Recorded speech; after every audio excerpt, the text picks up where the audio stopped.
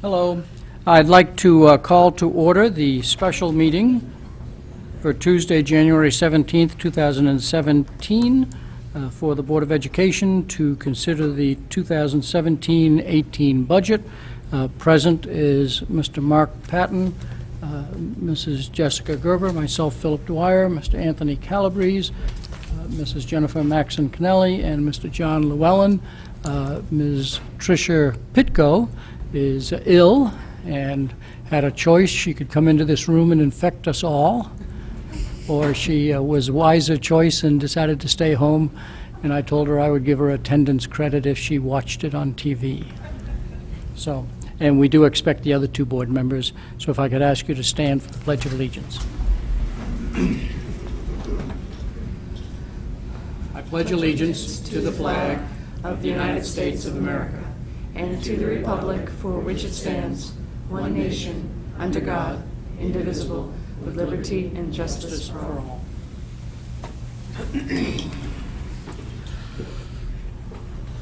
As you know, we hold 4 meetings in January to consider the budget. At the first one, the budget is presented by the superintendent.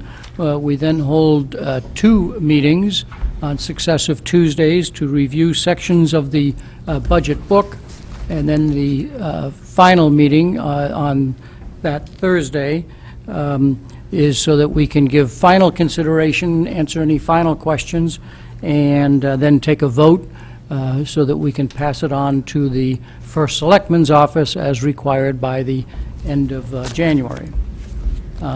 Following that, the First Selectman has a month to compare our budget with the town budget and put the two together and submit a total budget for the town, both the town side and the Board of Ed side, which gets to the Board of Selectmen and Board of Finance at the beginning of March. This year's Board of Selectmen, Board of Finance a review meeting will be on March 7th, so those of you who want to come out and support the Board of Ed budget and watch its progression, you should look for March 7th as the date that it will be up for public review by those two bodies. They hold joint hearings. And then March 27th, the Board of Selectmen votes. March 30th, the Board of Finance votes and passes it on to the RTM, Representative Town Meeting, and then they give consideration to it at an April 3rd through 5th, one of those dates meetings, and then on May 1st, the budget is voted by the RTM. There's a calendar, a review calendar that is in the budget book that have all those dates in there, so you can refer back to the beginning pages of your budget book to get those dates.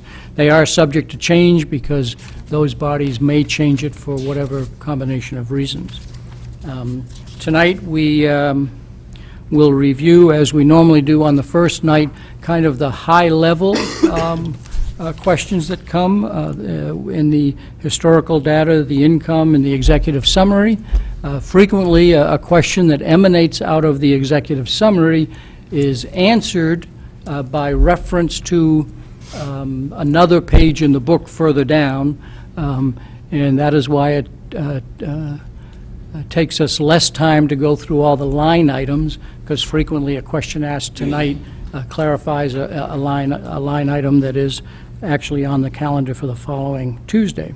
We will be looking at the transportation budget because Mr. Fickey is available tonight, but he is not available for next Tuesday, so any questions on the transportation budget should be asked tonight. That doesn't mean you can't submit questions on the transportation issue and staff can get to them, but if you want Mr. Fickey's personal presence and answer, it'll be for tonight. We'll then have public comment on any aspect of the budget following board discussion. As in the last couple of years, we've started out with a series of each board member asks about 10 minutes worth of questions and answers, and then we move on to the next board member so that everybody gets an equal chance to ask their questions. And then we'll go through a second round of questions. And around 9:30, 9:45, we'll take stock of where we are, and the board can give guidance as to whether they want to continue or We've normally ended somewhere around 10 o'clock, but there's no requirement to do that because we are able to go till 11 if the board so desires. The last comment I'd make is that board members did submit questions in advance to help the staff do the necessary research. The document in front of you reflects those answers to questions. All but one of the questions that was asked, one of them happened to be mine, but all of the others that were submitted by Mrs. Gerber, Mrs. Maxon Kennelly, and myself have been answered in this document. They may not give you the information that you are actually looking for, and so feel free to follow up tonight or in the future with any of those questions, and ask for further clarification. Let's see, what else? The questions are put in the order of the book. You know, page this, page that, in the page number order. If board members did not reference a page number in asking their question, they're put at the end of the book. They may reflect information within the book, but unless you referenced a page number, those were put at the end of the document here. And that explanation hopefully will give board members who submitted questions a chance to look for their questions and see if they've been answered or not. After tonight's meeting, early tomorrow morning, as is our custom, the questions and answers will be posted to the Board of Ed budget website for members of the public who wish to see what questions were asked.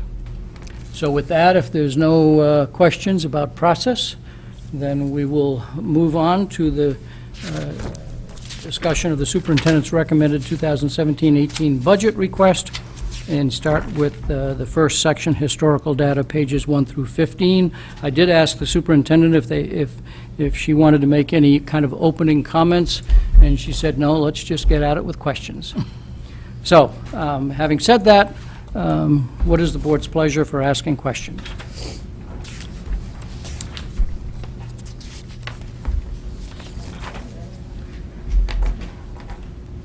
I didn't, okay, Mr. Calabrese. Mr. Calabrese.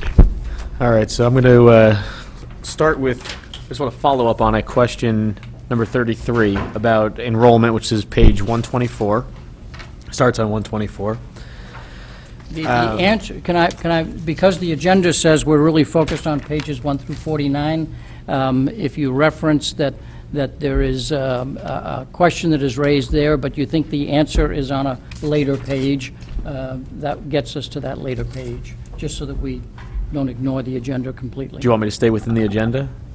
Well, start there so that when... Then I will pass. you sure that I there's have no questions about historical data. No, you sure there's no information? Because the executive summary covers the entire budget. So I would think that there's some information in the executive summary that you could say, based on this dollar amount, I notice a number on a future page. Could somebody address that? Something like that. Sure, Phil. Here we go. Back to question 33, starting on page 124. The question in the book here is, and it was asked by numerous people and people from the public as well, is why does the fiscal year 18 budget book show a large increase or decrease of students at Holland Hill, McKinley, and Mill Hill? So it goes on to explain that Holland Hill was projected at 72 students last year to show up for kindergarten, but only 51 showed up. Obviously, that number was adjusted for this budget year, and it shows that there's 51 currently enrolled and 52 is the projection for next year. And we are very good about projecting our numbers of kids that are currently in school.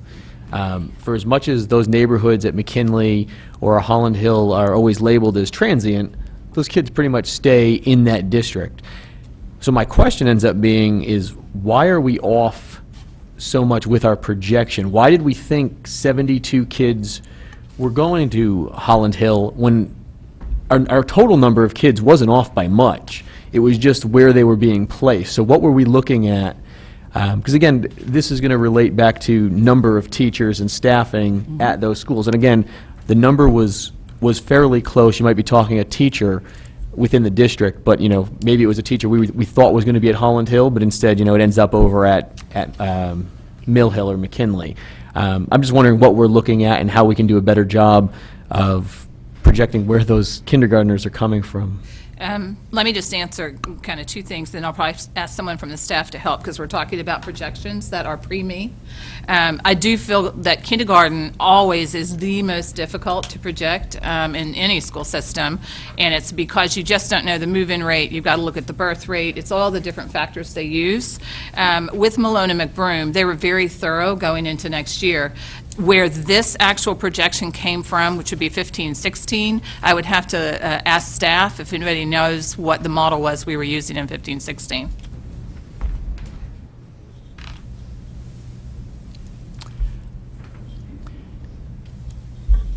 And in case you're out of practice, please state your name and position.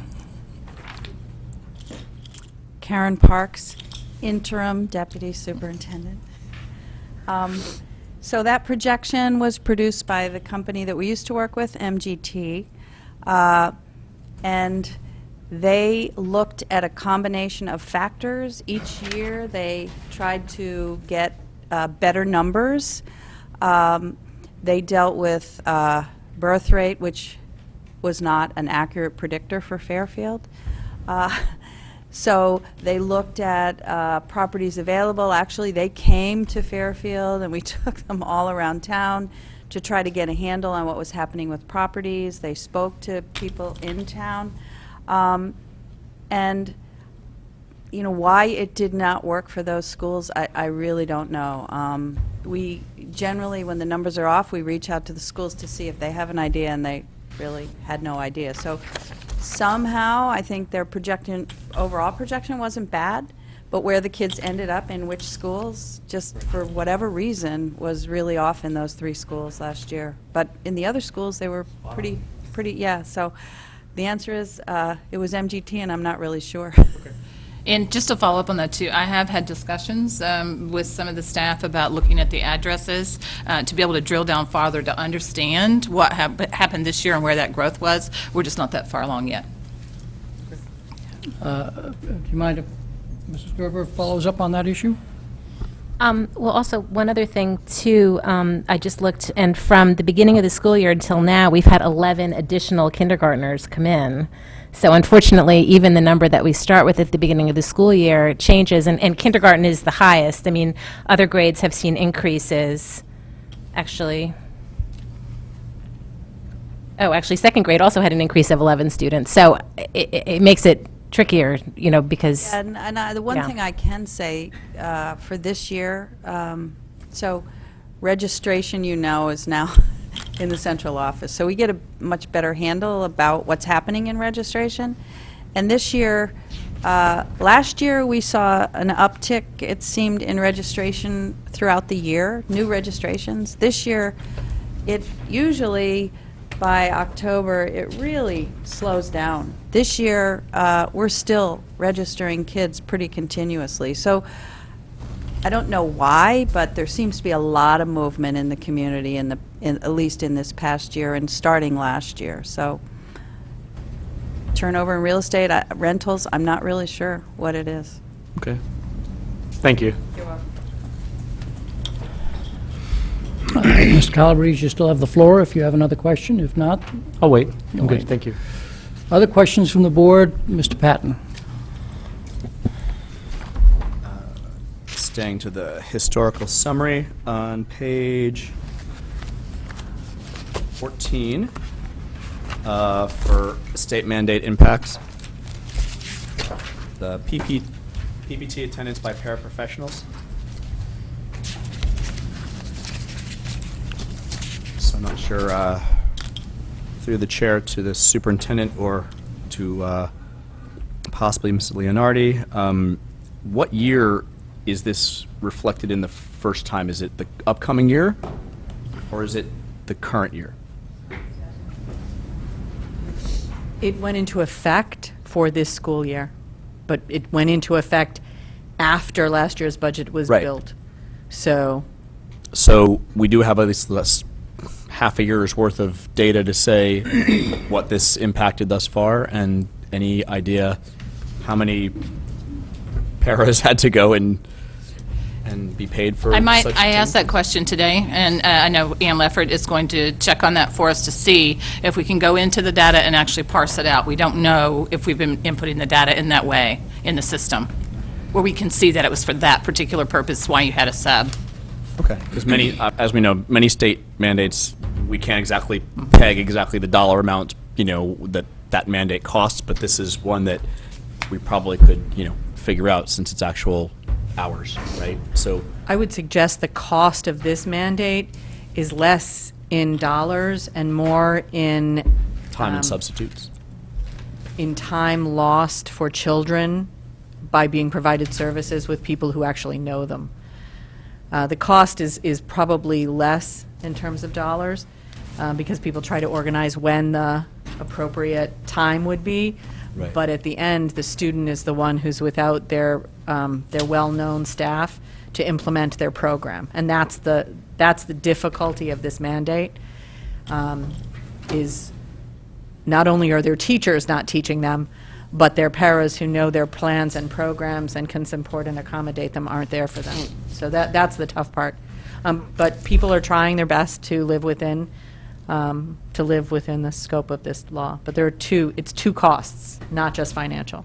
Understood. So I realize that we always want to keep the same para with the students as much as possible, because that's the best continuity for the We want to student. keep trained people who know what to do and when to do it with the student in the classroom, yes. So to that point, if and when this happens, where a para has to go and appear and not be with their students, do we normally have other paras or teachers replace them? What's the normal procedure? We try our best to build redundancy in by cross-training people, so that there's more than one person in the building who is trained to implement a child's plan for reasons of not just this particular mandate, but if a person is out sick or is unable to fulfill their obligation to Sure. that child. So we try to build those redundancies, and to the best of their ability, the principals and special ed teachers in the buildings try to operationalize these things to have the least negative impact on kids. But that is a challenge every single day, every day. Okay. That's all I've got. So far. Mr. Patton, other questions from the board?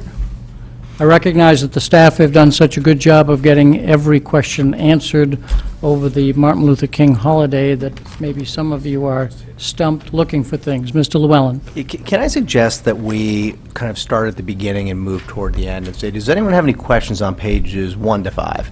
As opposed to, does anyone have a question and bouncing all over the book? It might just be better to kind of get the flow going and keep themes together. And I think we've done that in the past. Do you have any questions on those pages? Sure. Which pages do you want to start with? Well, 3A is 1 to 15. 1 through 15, there you go. 3A is 1 to 15. Okay.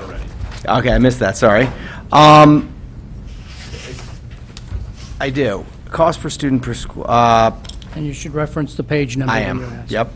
The magnet school, which is on page 8, the tuitions that we had talked about, and I notice further back here, we've got information in the revenue section on kind of the inbound, and we have the tuition further back on the outbound, on the kids we send out. So I guess on the inbound, or on the outbound, which is the greater number, would be page 38. And I've noticed that there's a significant, actually, difference in tuition between, or I should say, among the various schools. So I think they range, what page is it? Page 87, as we flip back again, gives us the tuition per school. And Mr. Llewellyn, in the document that's in front of you, you might reference question number 29 that begins to answer maybe some of That's 29. Yeah. of May not There it is answer right there. all, but it might provide some 6 information. and 6. Yep, those are the numbers. So when we look at this, are we going to, how do children or parents decide where they're going to go into some of these? And then how does this impact us if we've got, how many kids do we have in total? 235 students kind of outplaced, so to speak. I mean, that's 235 less in the school system, so to speak. So we take that off the top. But like the 6 to 6, is that an all-day? My understanding, and correct me if I'm wrong, 6 to 6, right? That's where he It's all gets his day, name right? from. Right. Oh, got it. Okay, yeah. perfect, thank you. Should have known that. But then something like the aquaculture is going to be afternoons only? Aquaculture, I believe, is it half-day, morning? So the projections that were set were based on kind of the current enrollment, or the number of students we have going in? That's correct. We try to base it on what we know today, and the students that are actually enrolled in these schools, so those are true student numbers. Okay. And the tuition obviously is not that $3,000 that we're accustomed to seeing for open choice and for the two new ones, which would be Fairchild Wheeler as well as Discovery. Well, Fairchild Wheeler is at 3,000. Correct. Discovery is at 3,000 Correct. as well. But the other, my point is the other ones are not at those prices, at those levels. That's correct. And actually, Center for the Arts is less, VOAG is more, and so is 6 to 6 Magnet. All right. Okay. Did you ask how the students are recruited in the decision-making process? I am. I'm trying to understand how that occurs. And then I've noticed, I'm trying to think here, if we look, we're all over the place. There's another section.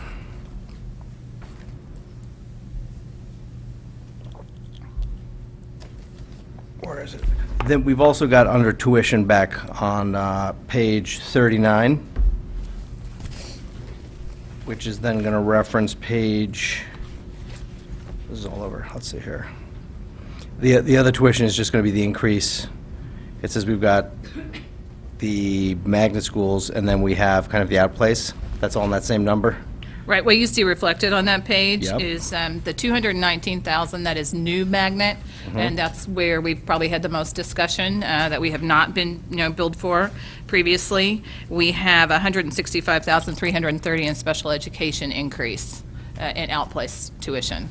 160, 165,330 helps make up that 437,000 number. okay. And that number's not a big increase versus the other. Okay, perfect. Thank you. Do you want one of the staff members to come up and talk about the recruitment process or Please. not? You do. Yeah, just to understand, Yeah, do we manage that number or do we not? Can we, do we not want to? Go ahead.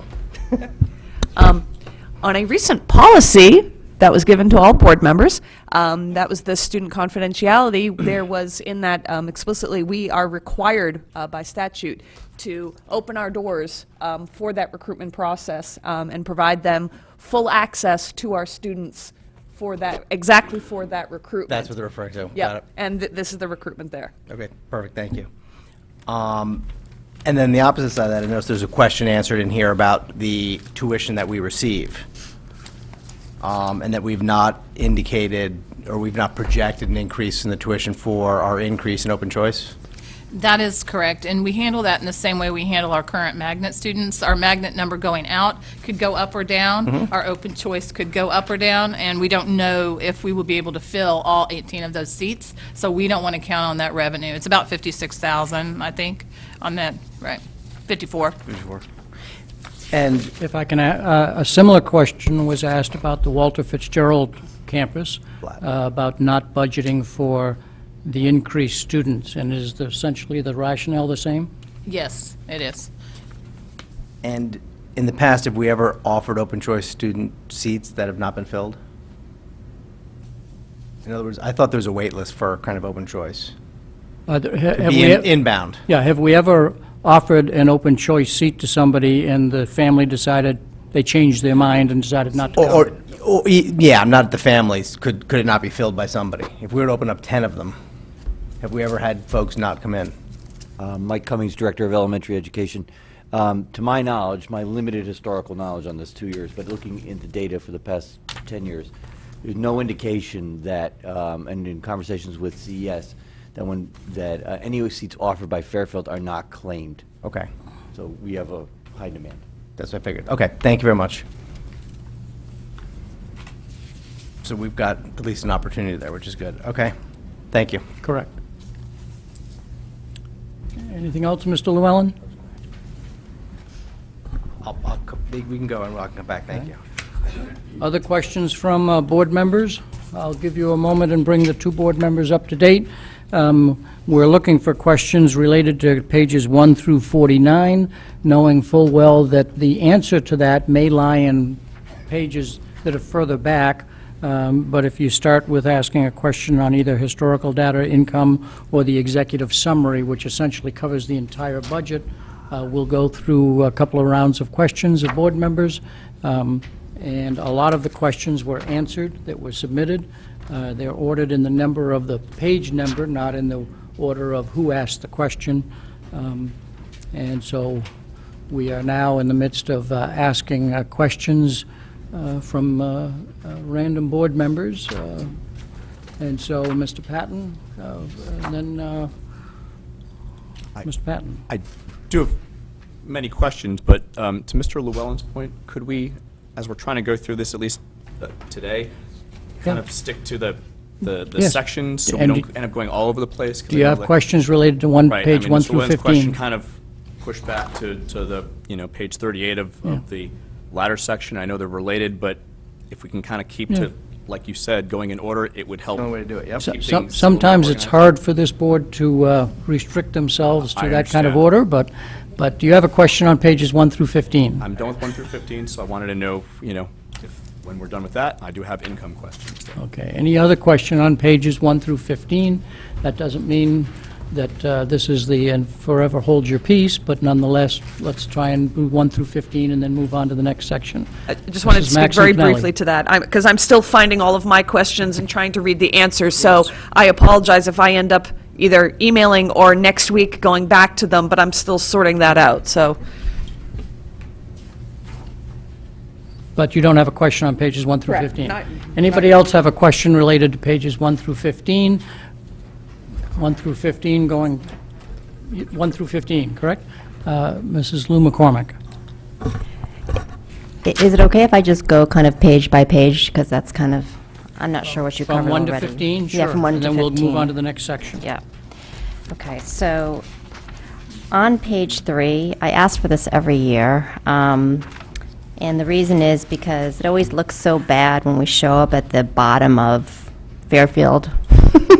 Fairfield's always on the low end when you look at the border, or the coast. But really, I think as you move away from Manhattan, typically the wealth factor also commensurately declines. So they have that DRG grouping, the DRG A and B. And I generally find it useful just to understand how we have done versus our DRG, because that's kind of peer from a wealth and community type of measurement, as opposed to some of the much wealthier communities that clearly can spend a lot more. It's kind of looking at Suffolk or Nassau County versus each other. So that, and then the other thing that I'd like to see is, I'm just You'd wondering. like to see this same, chart. similar graph for DRGB? DRGB, correct, exactly. I ask for that every year, so I'm just explaining to her why I ask it, because she hasn't heard me say it the other 3 years. Correct. Should probably skip that part. Who wouldn't? Okay, so that I think is helpful. And then we're going to come to another page related to that, which would, and I'm not going to get to that, I'll go page by page. Okay, so that goes on page 3. On page 4, the professional development in implementing the elementary mathematics.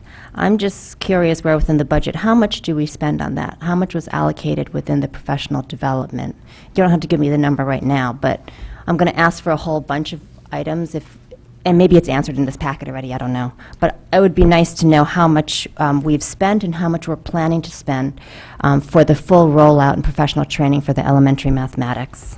If I can interrupt you for a moment, I believe, Mrs. Maxon Kennelly, that you asked that or a similar question. It could be in here. Have you found it in here yet, that you might reference? It was only referenced to the Wilson reading. I was asking about some of the math. I haven't found the other one about. Okay. But it's in, that's what I don't know, is the page number. It's on in the budget.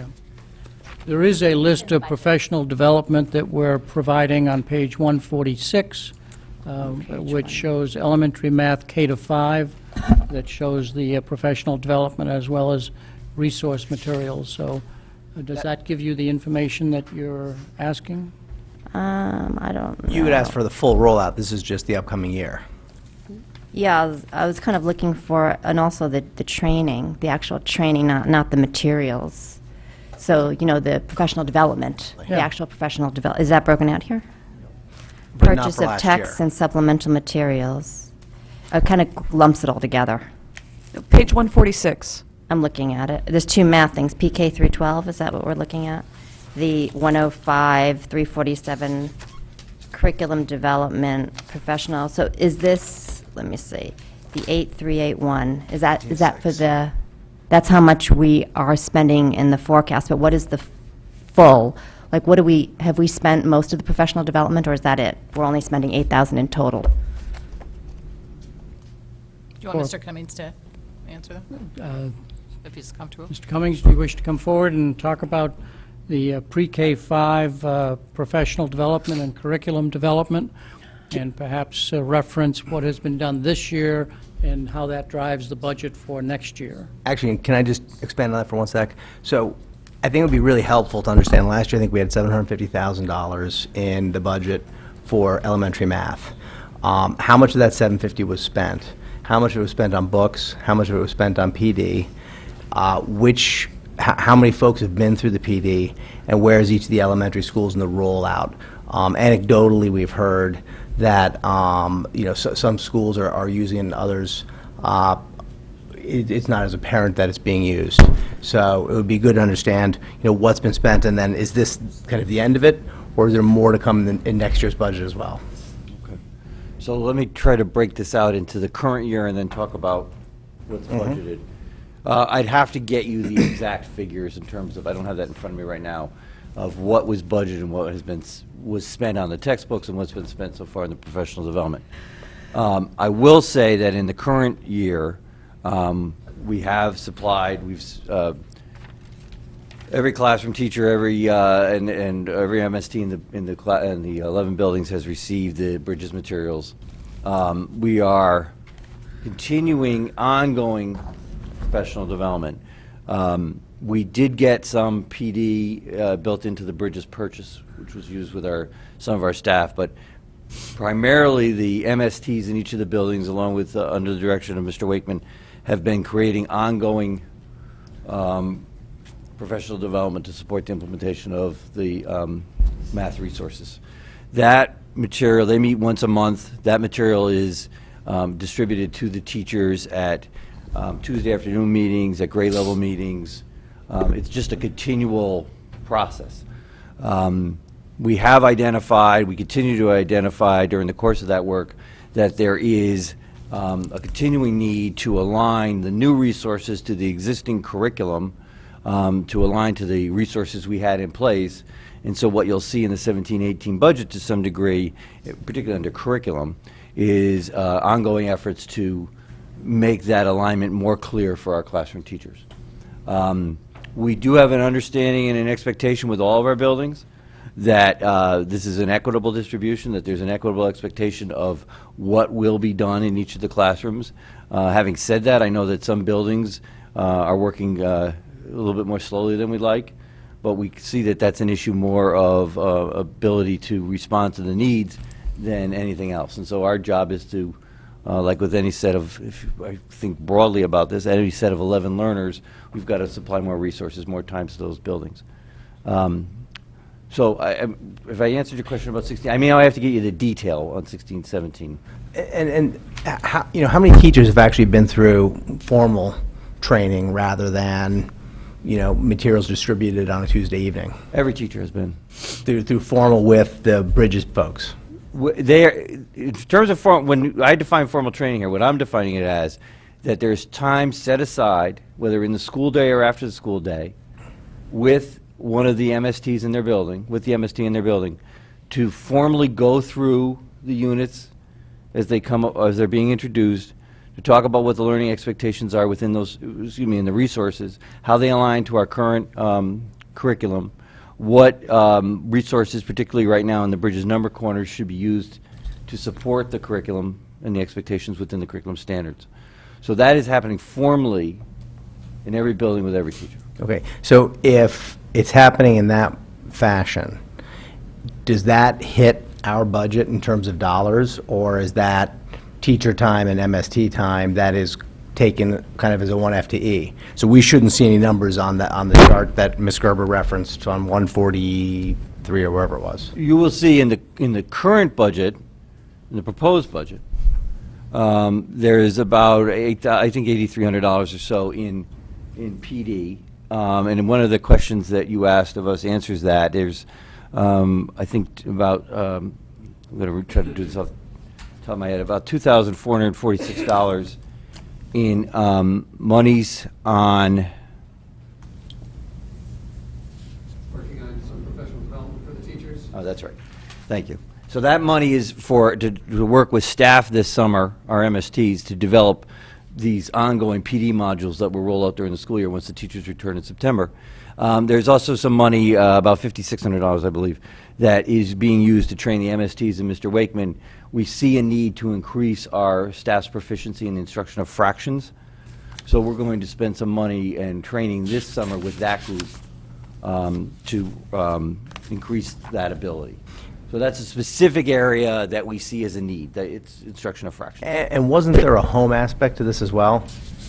Mr. Llewellyn, I wonder if we could stay focused on the 17-18 budget, and then you could follow up and say, could you place that answer in the context of last year, or what you think is going to be ongoing? Sure. Because we should focus on the 17-18 budget in this session as Yeah, part of the agenda.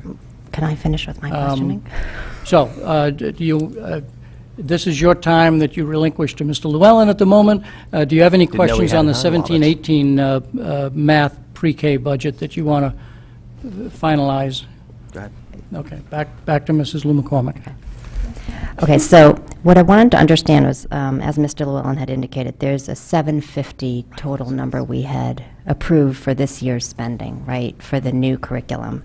This looks like, in total, it's like $140,000, whereas the other, whatever, 600,000. Well, those text and materials were purchased. As we talked about last year, and again, this is a figure off the top of my head, I'd have to look, but I believe there's about $80,000 in our proposed budget for K-2 materials, because in this series, as in many elementary math resource series, the K-2 materials are usable. They get used up. They can, the kids take the... Consumable. Thank you. So those are the things that we're working on, and so there's going to be ongoing budget costs for those to replace those materials.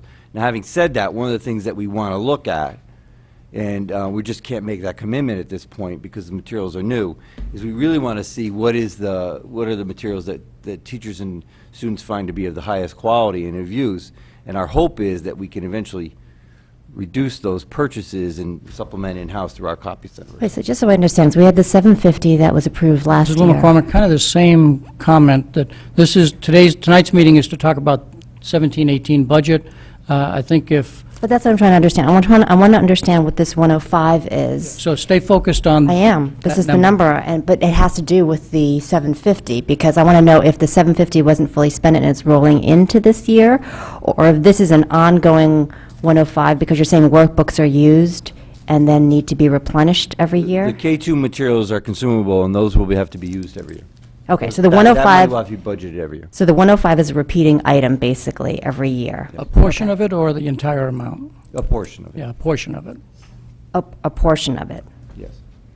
Okay, so what portion of it is repeating versus fixed? And then I guess the question is what was the fixed amount if we bought all the textbooks up front last year? Can I, That I have to research, because offhand, I don't remember what the final tally was on the elementary textbooks, on the Okay. elementary bridges materials. Uh-huh. But the math, it's combined, I'm just, sorry, I'm looking up. I might just add too on page 94 where some of that detail is. We did have budgeted for 16-17 that 559,000. Our estimated expenditures 482, so that you can see where those dollars have gone. And then what Mr. Cummings is referencing on that 105 is with elementary math series. It's more, you don't generally have like, textbooks, hard books. They are consumables that you have to buy every year. They're either built into your contract and you pay more up front, or you're purchasing them on an annual basis. And so is it the way we worked, we paid more up front? Is that why it was so large, the 750, and now it's only 105? Well, when you buy the 105 is the consumable materials for K2. It also was, Mr. Wakeman, looking at our enrollment, made the decision to purchase an additional kit per grade. We don't know, we have X number of sections now in grade 3. Are we going to have an additional section next year? So we purchased a couple, I believe, one extra kit per grade level. Okay. That would add up to the 105. The remaining amount, the big difference is that the 3-5 materials made up much of the original purchase last year, or this year. And that doesn't have to be replaced? That does not.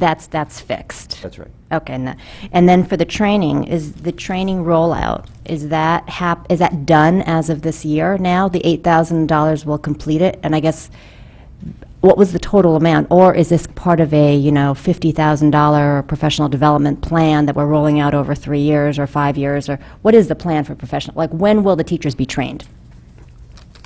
Well, and I apologize if this comes off in any other way than respectful, but they'll never be done. We'll never be done with this work because we have an ongoing need because we have a continual turnover of staff.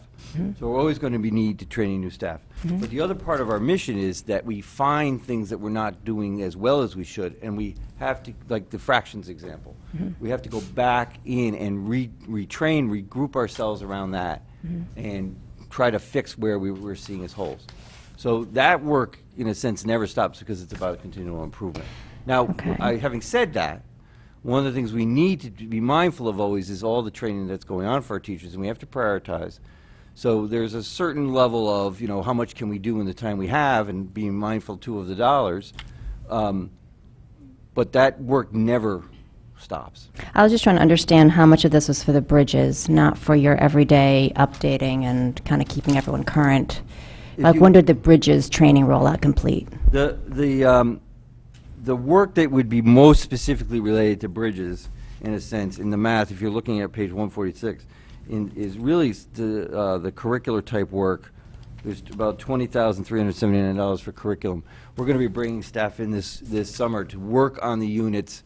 As teachers have implemented the bridges resources, we're finding places where the bridges resources should be used more extensively than our resources, where our resources might be better than the bridges resources. So we're trying to do, essentially, this summer, to use the metaphor, we're really trying to thread together the two sets of resources and make decisions about what the best ones are. I think that's a substantial piece of work that we're going to do after this first year of using the bridges. But I would say, and I would think that in the coming years that curriculum work would reduce, but it will never go away because you're always trying to I understand. fix those implementation guides. I was just saying for the rollout, to get an understanding of what we budgeted for and what we are actually spending on the complete rollout and the time frame. That would be good to know. That's pretty much all I'm asking for, if that's possible at some point. Yeah, so again, I just want to make sure that we want to get an accurate accounting of what our current expenses are in math, K-5 math. Okay.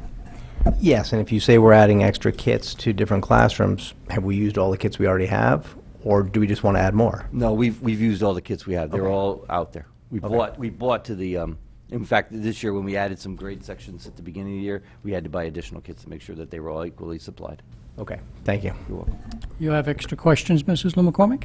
Is it okay if I keep Sure. going? Yeah. Yeah, if anybody Let wants to me jump finish in. and say, anybody have any questions on 1 to 15?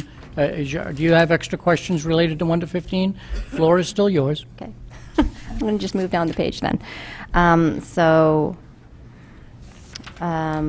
In the last check mark on page 4, it says continued focus on interventions for grade PK through 12 in math and reading. And I guess my question is, as we allocate for the budget, are these interventions focused on particular subgroups of students, or is this aimed at interventions for all levels of students? And how is that quantified within the budget? I didn't just mean for special ed, I meant across the board, just to be clear, so. The interventions we're talking about are kids who are struggling to meet, or for kids who are struggling to meet the standards. So we're looking at not only children with disabilities, but any child who is struggling to meet the standards that are set. And so we look at pre-K all the way through, and depending on the nature of their need, we are developing, identifying, and providing resources to implement scientifically research-based interventions for those kids. And so I guess this specific, and how do we quantify how much we've allocated towards these interventions? Well, we have, I can give you, if you want to go kind of intervention by intervention, the bulk of the money for the intervention work is continuing to move forward. It's approximately $80,000 going toward the Wilson Reading, which we've talked about in terms of this Level 1 certification in Wilson. That's the bulk of those dollars. And then we have small seed money, I would call it, to look at a K-2 intervention for kids who come to school without the requisite phonemic and phonological awareness skills. And so we're looking at identifying the proper interventions for that. We're identifying and using some Bridges kits for work with our special education teachers. There are some intervention kits for mathematics, so we'll be looking at those kits and the companion PD to go along with that. And then we're also looking at grades 6 through 12 and expanding.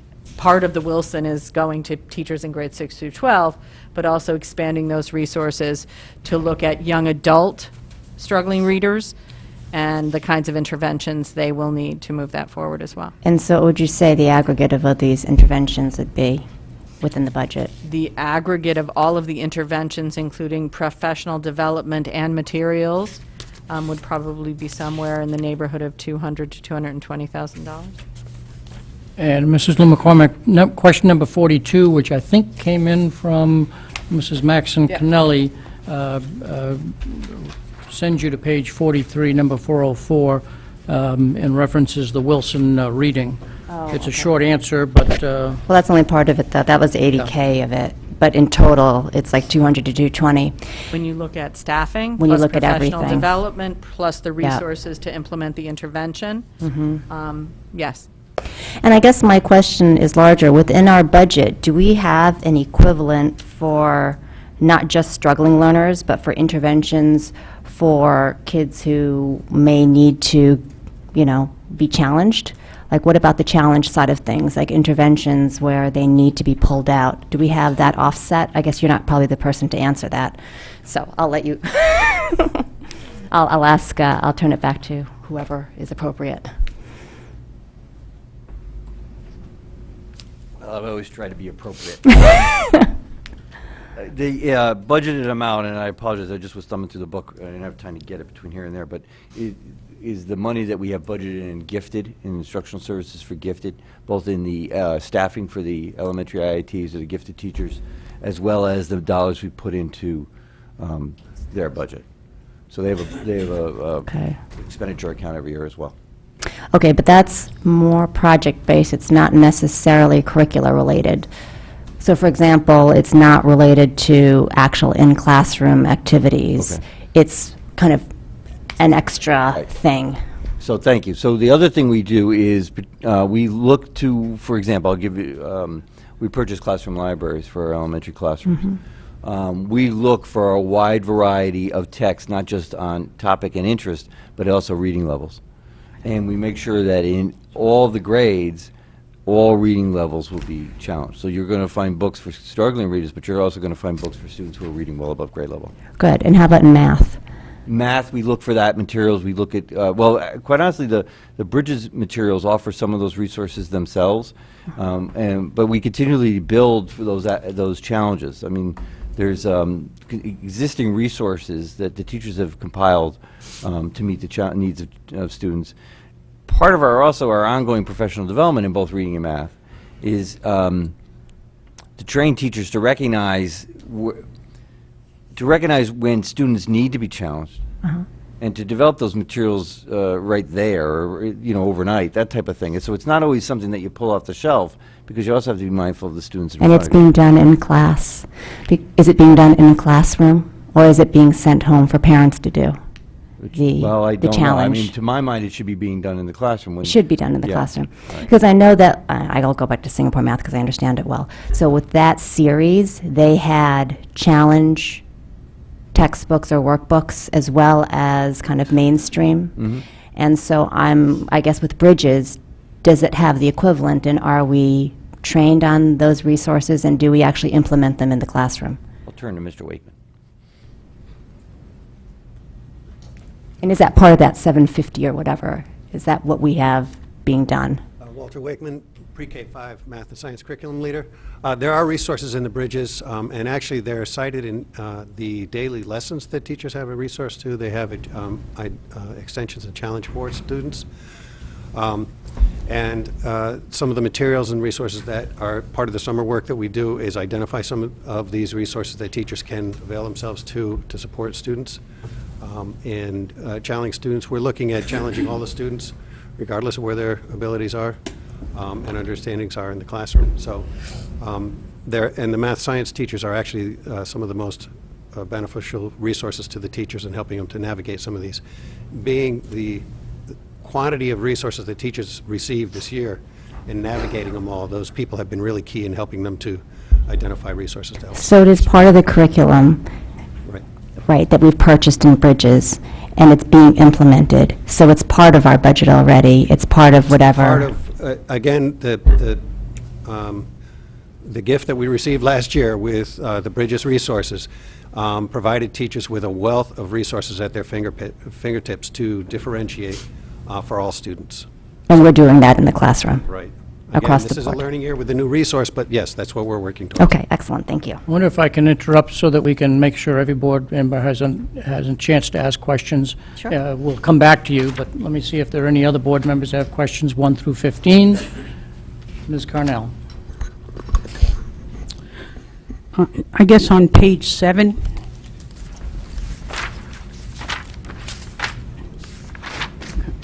and I believe that, we get these stats every year.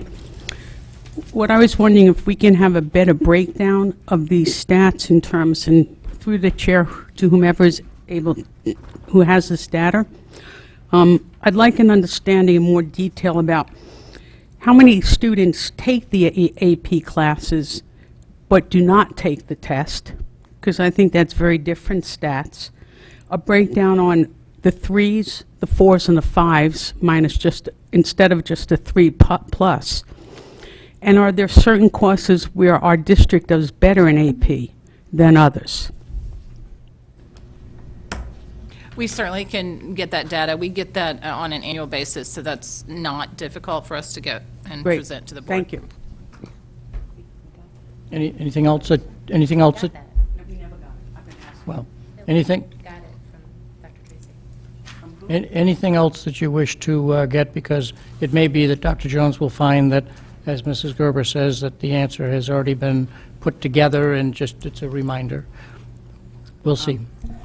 My feeling is if we got it, she'll find it for me. Yes. But not to the detail I've been consistently requesting. Yeah, I do have another question. Okay, thank you. Next. And, And 1 second, did you get the question clearly that you I did. feel? Okay, good, thank you. excuse me, and this may be buried in some of these answers, so forgive me. We're just going 1 to 15? 1 through 15 at the moment. Okay, mine starts Anybody else after on 15. pages 1 through 15?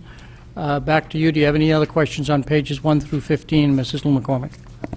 I can just keep going. All right.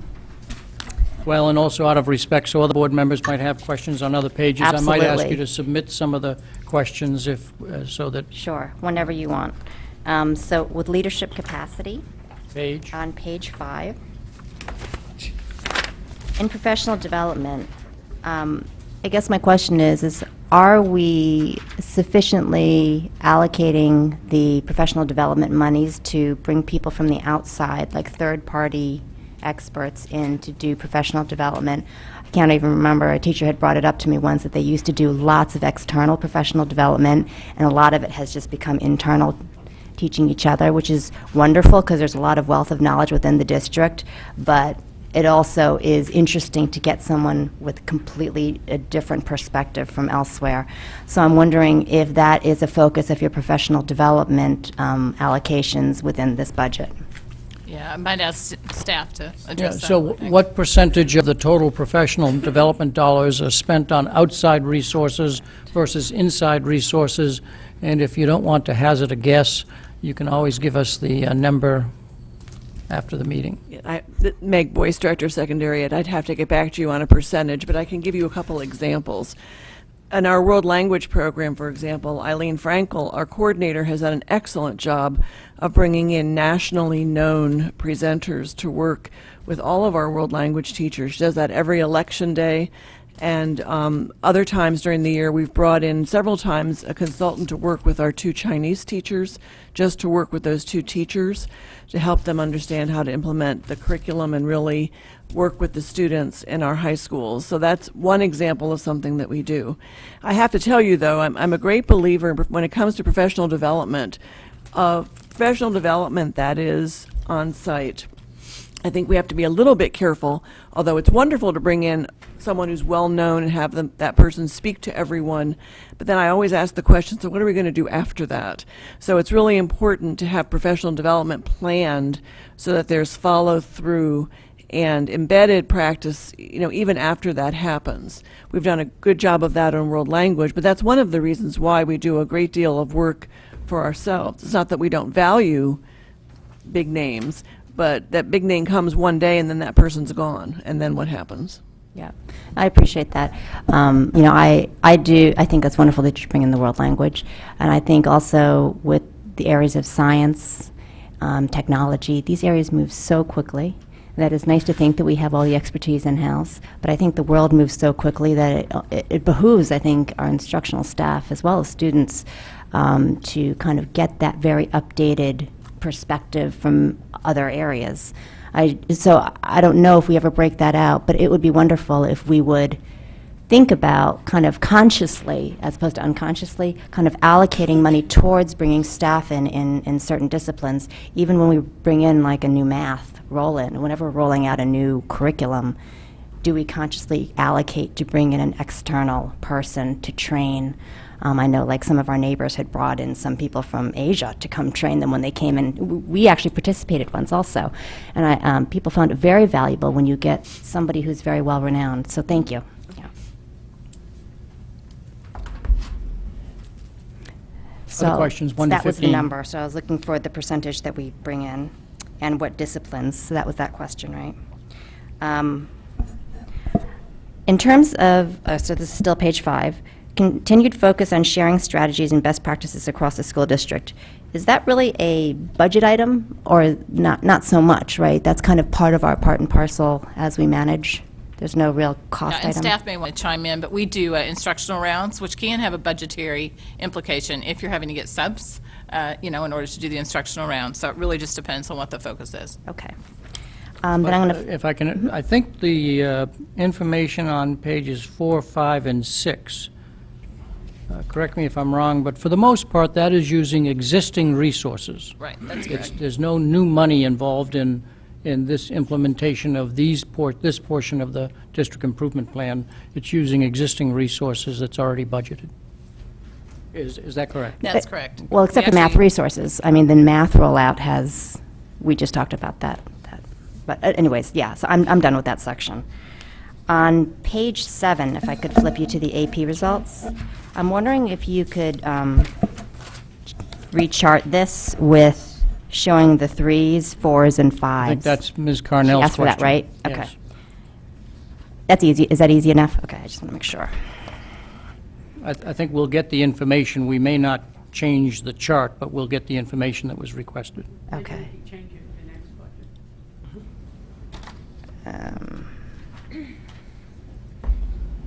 All right, let me see if there's anything else.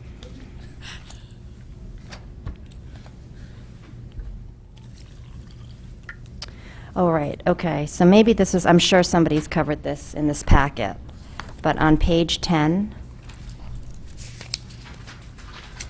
the ECS reduction. So we're anticipating a total reduction of 70%. So in a dollar amount, how much is that? And are we expecting that to be further reduced in the coming years? Like, what is kind of the projection on that whole thing? Are we expecting to have to bring this whole thing in-house eventually? Yeah, I would refer you to page 21, where it Okay. shows the revenue coming in. And what you'll see is what's projected this year. When we started the year was that 1.6 million.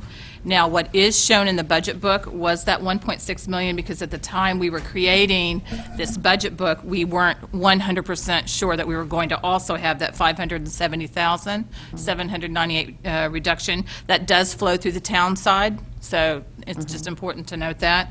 But that is what that is on the top of page 21, where it says education cost sharing, top line.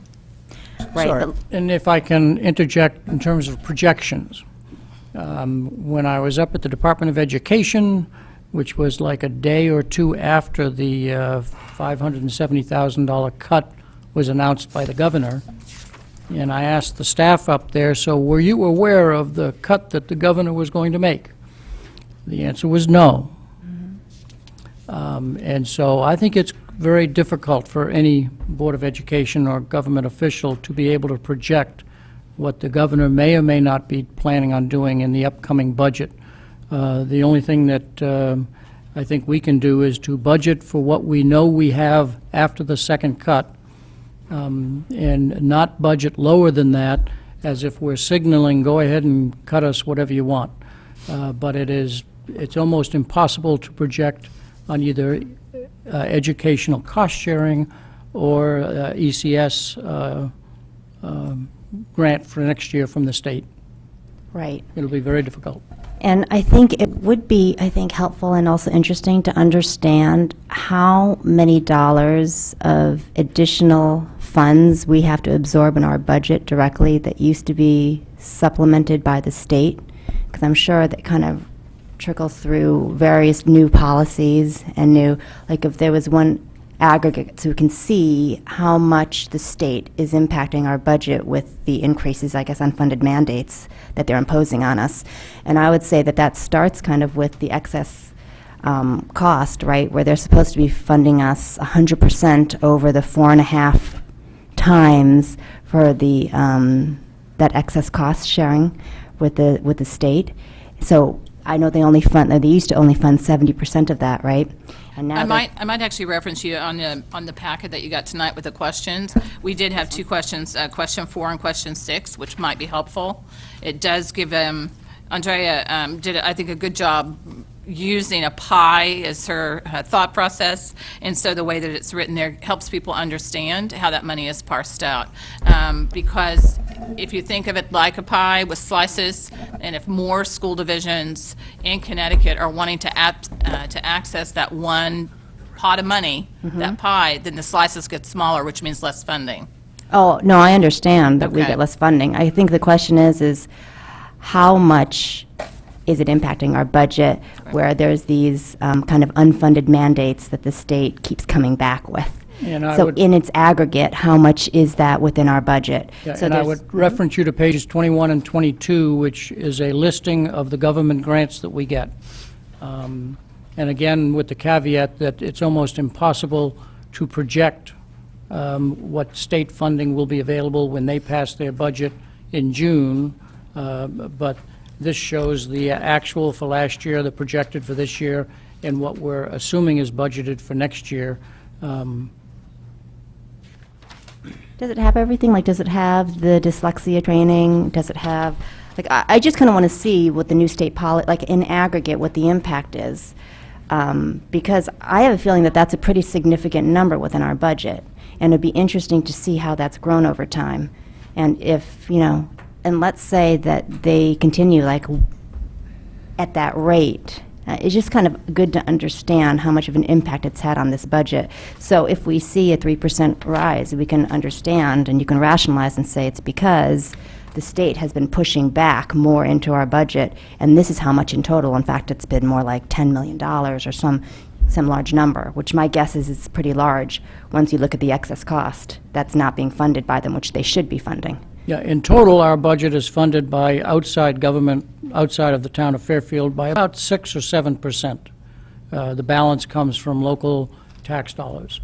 And so the total of government funds is that, and so it's a reduction of that percentage, whether it's from 6 to 5 or 6 to 4. Actually. It's 4 to 5 now as a result of last year's cut. So it's a fairly, quote, it's a significant dollar amount, but it is a small percentage of our total budget that we depend on from either the federal or the state government. No, I understand. I'd like to see what those items are. So what the items are and what the aggregate is.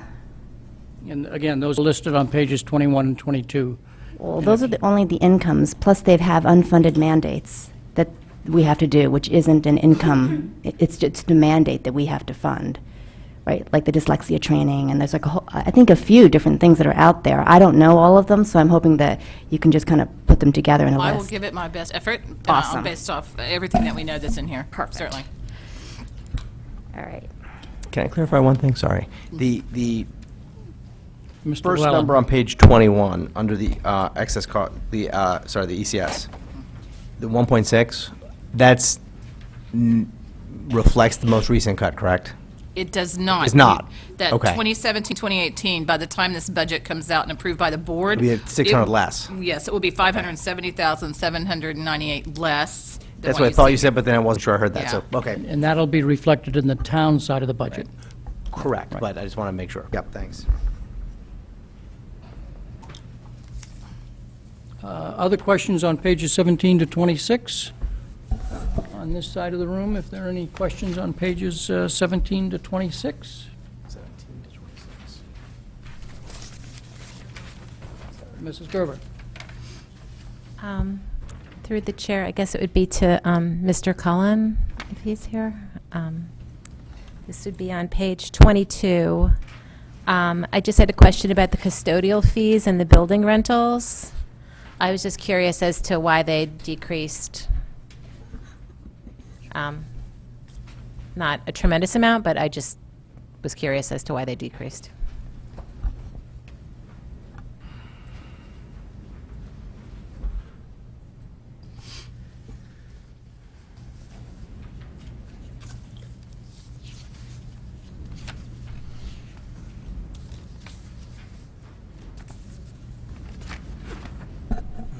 For the record, Tom Cullen, Director of Operations. You said on page 26? 22. It's this top group of numbers, the second from the bottom, which was 132 for 15, 16, and 120,000 projected for this year, and the same amount budgeted for next year. I think that's the line that you're talking about. Yes, those two, and then the building rentals as well. They're slightly. Yeah, just below that. Yes. I believe these are based on the monies we take in from the reservation groups. So it's a projection looking at past year, moving forward for the new year. So our reservation clerk coordinator looks at the history and provides what she estimates she thinks we'll get for the following year, the coming year.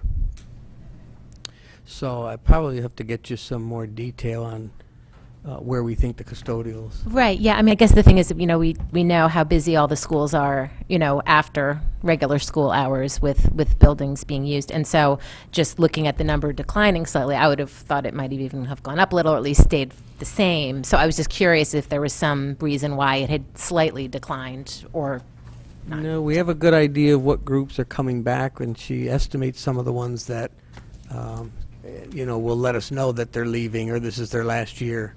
So it's really just a projection and an estimate.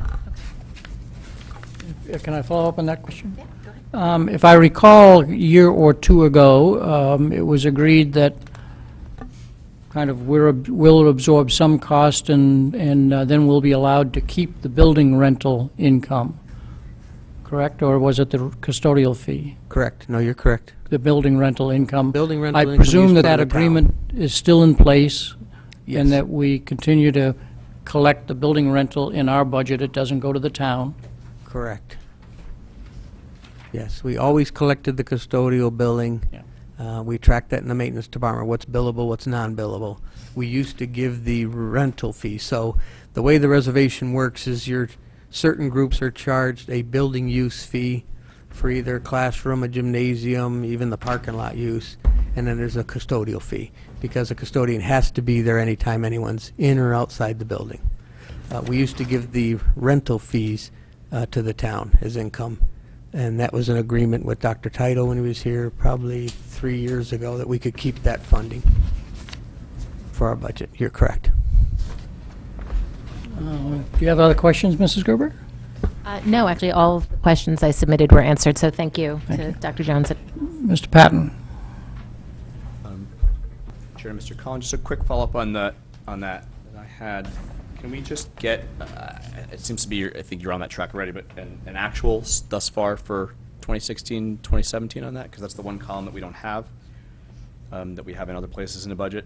So that would obviously give us an idea if we're on track to stay on budget or we have increases or decreases. Yes, do you want to? I think in the detail pages, they talk about estimated expenditures, but on these pages, they talk about projected for 2016-17.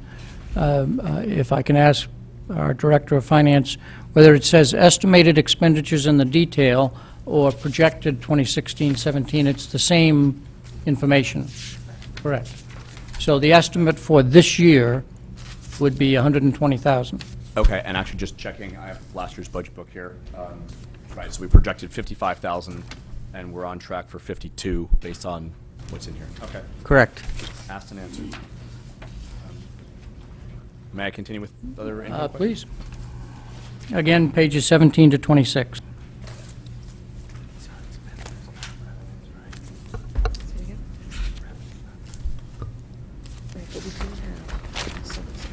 That's all I have for Mr. Cullen, at least for right this second.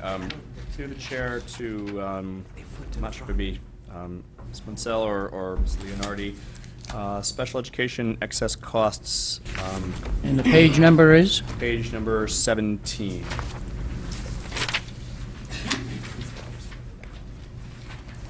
I know we have the standard formulas to receive those funds, and the last time we received them was May, June, I assume. So my basic question is, did we have any surprises in last May? I don't remember in terms of what we were expected to get versus what we actually got, in terms of what Dr. Jones was saying about the pie and the pie getting smaller or larger and all that jazz. Andre Leonardi, Director of Special Education. No, nothing was surprising. We came in the final after audit, because what happens is we submit our final numbers to the state in March.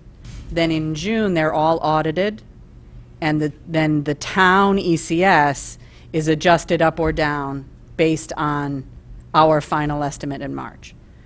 Okay, so we get our last payment in March, and then the town side is adjusted up or down based on what our audited numbers are at the end, after the full school year and fiscal year is finished. No, there were no major surprises. We came in right at about 75% return, which is what we budgeted for last year, and so we budgeted that way again. Okay. And, I guess the standard question that everybody's asking, you probably have no answer because we can't predict what the state or the governor is going to do, but so far, we don't have really a next check-in until February, right? March, we report again. We just did our December 1st filing, and we will file again March 1st. All right, okay, so according to here, so we get payment for the December filing in February. Correct. We get our first payment, yes. So according to the December filing, again, same so far, We've we're still gotten good to go? no information from the state as to what everybody else filed. We know what we filed. Now the question is, how many slices does the pie need to go into? Got it. And we won't know that until February or March. Okay. I wonder if you might expand your answer at the risk of opening Pandora's box. There's rumors, maybe, I'm not sure what they fall into, about whether the governor is thinking of making other changes to excess cost sharing, not necessarily to the budget amount or to the percentage, because that's based on how many people present, but relative to what share of outplacement tuition that they'll be funding. Am I listening that? That has nothing to do with this. That's a No, different not with this particular one, but is that an issue that we need to be aware of? We received, the superintendent and I received a memo from the State Department of Education about a month ago now, where the Department of Developmental Services, DDS, who has over the years made some residential placements of young people with disabilities prior to age 21. They have made those residential placements. When a state agency of any kind makes a residential placement, the state picks up the residential costs, and we're still obligated to pay the educational costs of that placement. And DDS has made a number of those placements over the past 2 years, and there are currently 6 students whose parents reside in Fairfield who were placed in residential treatment by DDS over the years and have maintained those placements for many years. And we support their educational costs. The State Department, or DDS, has determined that they will be and are no longer going to be funding those residential placements, and have in fact submitted letters to parents requiring them to take legal action against their school districts for their school districts to pick up those residential costs. Could that Again, impact clarifying, us? not for the educational side, which is always in our budget. That's always our obligation. But on the and we've been residential paying that. costs. It's the residential costs of the placement. And the letters have gone out to families. The letters have come to us saying, basically, we've told parents that we'll continue to fund the residential placement only as long as they show us evidence that they have sought up to and including due process hearings against your local school district to maintain those residential placements. But that's separate from the excess cost provision. Correct. But it is a forward-looking potential risk. It is a potential risk, To yes. all education departments throughout the school. To all Throughout the state. 169 school districts, to any school district for, Yes. where there is a student Yeah. who has been placed residentially by DDS, yes. Okay, thank you. And to follow up on that, on page 150, you have tuition for those 6 at 272. How much of that is tuition versus the portion that we're at risk of losing? None of this represents any of the potential risk. I did not budget for the potential risk. So this isn't the total cost, the 272? If Sorry. we are, if we end up having to pay the residential costs of those students will go into the excess cost provision. Right? If the decisions are made by March, they'll go into the excess cost provision. And what will end up happening is we will be putting in, if I can give an example. So if I have a student whose total program cost is $350,000 a year, which is the kind of dollars we're talking about for these kids, and up to now, we've been paying $120,000 in educational costs for that child. Okay. We would then be required to spend the full $350, and everything over 4.5 times our per pupil We go would be a back part into of the the- excess right. cost and would be reimbursed At at 75%. basically 75 cents on the dollar. Okay, so the 272 that I see here is purely the tuition, not the residential? Correct. Got it, okay. Let So that's me, the downside here. Thank you. Let me ask so that we can clarify. If all school districts that have this exposure submitted those excess costs that now are covered by DDS and would have to be into our excess cost, that would drive the total requests up, but the budget amount remains the same. So while Andrea said that we would get our 75%, who knows what percentage it will drop to, because it's being added to a pie that has a limit. Correct. So it is a risk that we have no knowledge, we have no way to project what that might be, but I wanted to make sure the board understood that it'll be another gift from the governor. And the dollar magnitude of those 6 for residential total? The total dollar magnitude. Just for the without residential excess aspects. cost in it is Correct. close to $1 million. Okay, thank you. You're welcome. Other questions on pages 17 to 26 from board members? Well, before Ms. Liardi leaves the chair there, just one quick question I don't think I'm aware of. Is the 75% amount, is that actually in a state law, or that's just an estimate that we're given on an annual basis? That's an estimate based on what the state legislature budgets for the total dollar figure for excess cost. And For the then full it's pie. For the pie. Right. Right, the state legislature buys a pie, and they decide how big it is. 169 school districts vie for some of that pie. Right. That's the December 1 filing. So we estimate on December 1, each student who we believe is going to exceed the 4.5 times the per pupil expenditure threshold, each and every kid. We submit each and every student's individual total cost. That's how the pie is distributed. And approximately, you've been here for a number of years, how long have we been at the roughly 75% reimbursement? For my first, I want to say, 13 years, the excess cost provision was budgeted at 100% reimbursement after 4.5 times the per pupil expenditure. And we About- received it, okay. And we received 100%. For every dollar we spent over 4.5 times, we got a dollar for dollar back and covered that cost. And then, 1 year, in order to make the budget balance, the state legislature put a statutory cap on that dollar figure, and from that point on, we have received less and less and less. So as special ed costs rise, more students qualify across the state, but the cap on that dollar figure has remained. And so the pie is the same size, and more people want a piece. Right. But it's been in the 70s, give or take, for the last 5 or 6 years. It's been between 75 and 80% every year for the last couple of years, yes. Okay. Other All right. questions on Excellent pages, explanation, thank you. pages 17 to 26? Let me, anybody else on this side? If not, Mrs. Lou McCormick. Did Ms. Kennelly have a question? No? Okay. Right?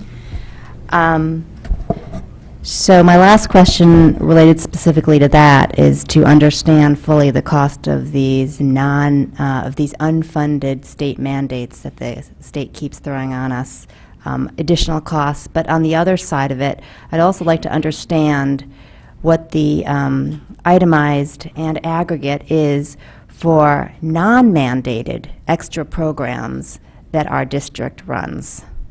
And for example, we do the open choice program. We're not required to do it. We do that willingly. How much does it cost us? Understanding that there's staff, materials, operations, transport, and we also get revenue. So kind of understanding what the income statement is for running a program like open choice. Similarly, the PreK program, another non-mandated extra program that we run. It's a benefit. Same type of concept. Can we see the income and cost statement for that? Along with the number of students that benefit from these programs. I don't know about Walter Fitzgerald, if that's a mandated program or if that's a non-mandated program. I would imagine that that is just another kind of an amenity, a special program that we run, but it might be mandated. I don't know. I'll look to you to kind of look at the law around that. And then I know the gifted program also is non-mandated, right? So how much do we actually spend on that? How many kids are benefiting from it? I think it would be interesting, and if there are other programs I've missed, to understand the difference between mandated unfunded programs that we have to pay for, and then additionally, how we're spending on non-mandated extra programs. And this goes beyond the core programs that we're running. Yeah, that may require a level of research and analysis, especially when you start allocating staff time to fulfill a mandate or a non-mandate. So we'll see how much of that question can get responded to during this budget time. Yeah, I mean, clearly, if there's a program that's insignificant, we don't have to include everything. But those are kind of big ones that kind of stick out, those 4 big ones. And then, And I might just clarify, I mean, when you think about preschool, it is mandated for our special needs children. And Oh. we have an obligation to also make sure that they are in an inclusive environment, which is the typical peer component. starting at pre-K? In pre-K. I mean, we have an obligation to do that.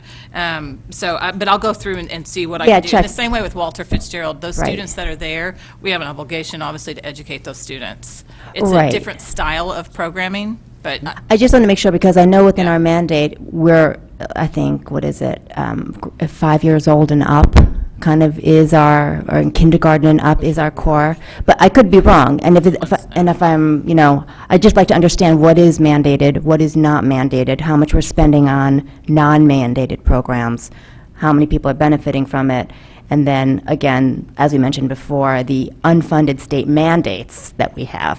It's 2 different ways that one we're being forced to spend, right, from the state, and they're not funding it. And the other way is that we are choosing to do it, even though we're not required to do it. Mrs. Kennelly, I think, has a follow-up on that subject. Do you mind if she? Yeah, through the chair to Ms. Lou McCormick, the scope of your question to me seems absolutely staggering. I mean, we have entire departments that are not state mandated. We have entire courses. We have entire extracurricular programs where there is massive amounts in this budget book which are not state mandated. So I think some of the homework needs to come back on you to look at these costs and look at our priorities and look at our mission statement and look at our district improvement plan to just toss off to our superintendent, please tell us what are the unfunded mandates that are self-imposed and what are their budget implications. You're essentially raising the ghost of a question of doing an entire audit of the entire school district, which I think is a little bit more than the scope of what our superintendent should be directed to do. That is a massive question you've just asked. I don't think so. I think we have that information in-house. Hold on a second. It is a massive question. Well, to the extent that it goes beyond those 4 programs, right? If it falls beyond those 4 programs, right? And I said if it gets too granular, we don't have to go there. We're talking about, yeah. No, I just cited them. I cited the 4 that I was most interested in. If we find that it's too difficult to go beyond that, then we don't have to, right? In terms of the excess cost and the unfunded state mandates, we should know that. In fact, I think they're listed in that section. They're like listed there. They're like listed one after the other. So basically putting a cost item on each of those, I think, is not unreasonable to ask. In fact, as a district, we should know the answers to these questions. It shouldn't be like some mystery where we don't understand what these numbers are. We should know them.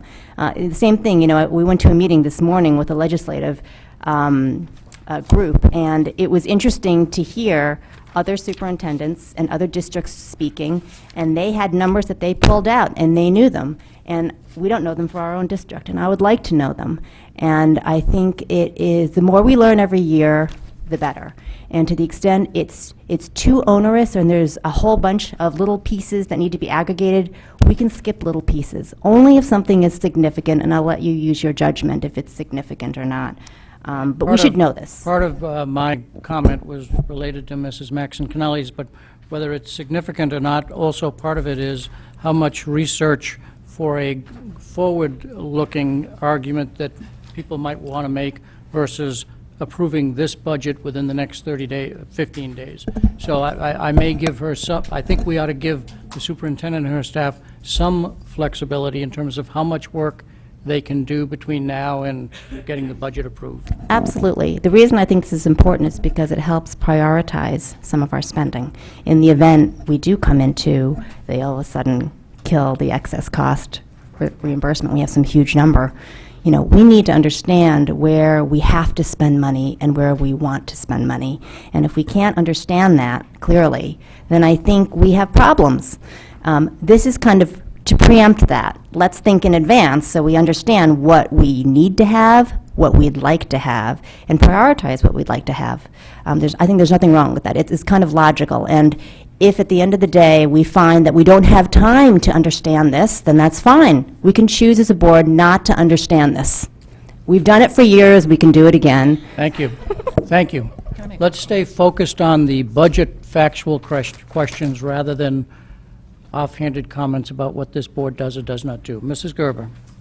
This might be helpful for Mrs. Lou McCormick. You might want to look in the budget on page 111. That gives you all the information on Walter Fitzgerald. So that might be a good place to start. And also, I believe when we had the racial imbalance report, we did get a pretty detailed breakdown of the pre-K program at the preschools, at the elementary schools. And I believe you asked the same question a year ago, because I was looking through some of the information we got last year's budget. And so we do have that, so that would be a good start for you as well. Other question, can I before we extend this whole meeting for a debate on that subject, I want to make sure other board members have a chance to ask questions. My question stands because I don't have the numbers. Correct. Other board members have questions on pages 17 to 26. Pages 17 to 26. 17 to 26. Fire away. On page 21, the from the 2015-16 actual to the projected for this current year, which is again carried over till next year, the federal money has increased by a small amount. And I just wanted to know, was there any direct correlation to, did we apply for extra funds? I mean, these nothing here is grants in the IDA or the titles 1, 2, 3, but we do have $85,000 increase from federal funds. Yeah, I mean, if staff want to address, So that's usually the based on student detail numbers. that is listed there, you see the dollar amounts that are by Carl Perkins or Title I, II, III, IDA Part B, and IDA Part B preschool. Right. You're looking for what caused those increases. Correct. So you might want to, It's federal, and so you might want to give an answer for one or State. two, but then get back with a full answer on all 6 funding sources, unless you know all the numbers. I know the IDEA grants, both of them are driven solely by student enrollment. So the December 1 child count for IDEA drives federal funding. So it's all based on an enrollment count. That includes both children who attend Fairfield residents, who attend the public schools, and children with disabilities who attend any of our private schools in Fairfield. Who are parentally placed in any of our private schools in Fairfield, whether they live here or not, they are part of our child count for federal funding. And that's what drives that dollar figure, solely on enrollment. period. Okay. So that's basically it. So enrollment slightly went up, so we got corresponding funds. Do you need the other line items, or is that Nope, get you the that's answer it. you I need? just kind Thank of you. wanted to know, was there some kind of factor that came in, and that's... Other questions on pages 17 to 26 that you have? Mr. Patton? Okay. If nobody else has questions on that section of 17 to 26, we'll move on to section 28 to 49. Anybody have questions on sections 28 to 49? Knowing that 46 questions have been asked and answered, and the answers are in front of you, and the answers will be on our website tomorrow. But other questions for clarification of what you asked, or new questions that have come up since? Pages 28 to 49. Mr. Llewellyn. Sure. So in looking through the numbers in the head count, I think I've sorted out the question I asked Ms. Munsell back in December. which is the number of heads. And I think the difference from the last quarterly report is that we were projected to increase by 5 or so, but we increased by 16 or so. Is that a fair statement? In actuals. Where are you looking? I'm sorry. I'm just grabbing numbers from the various pages. I'm on page 29 for reference, just looking at kind of the FTE count. So our actual 15-16 was 1478. We budgeted 1483, but our actuals today, well, per this book, are 1494, so 16.6 more than we had in 15-16. And then this proposed budget is going to be a reduction of 6.5 FTEs, which I believe if we go to the following page, page 31, we see those are primarily in the paraprofessional staff, where we've got a decline of 12.1.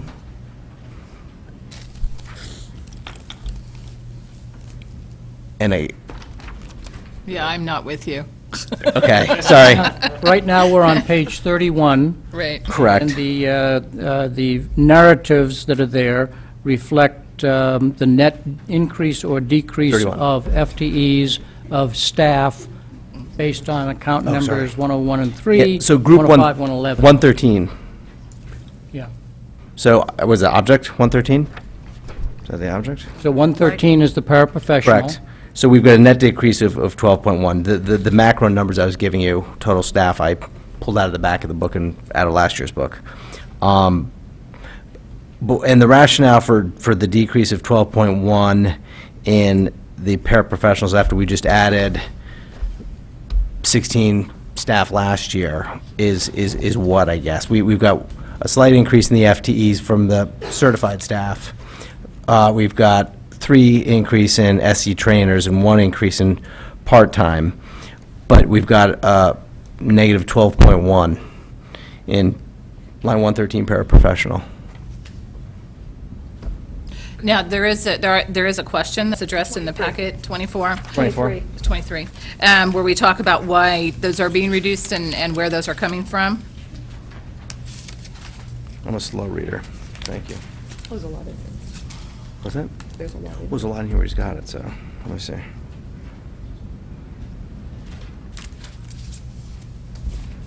And basically, it's tied to where our student numbers, like Mill Hill, Burr, at Fairfield Ward and Fairfield Ludlow, we are actually, there's 2 para positions that are combining to have it for teaching, and that was at the request of the principals as well.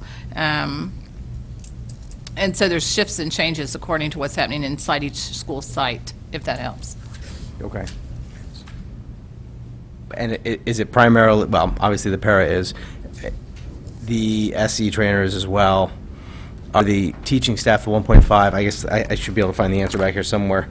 Is that all related to kind of the shift in the special ed, from the paras to the professional? 136. Page 136. Thank you. I knew. 136.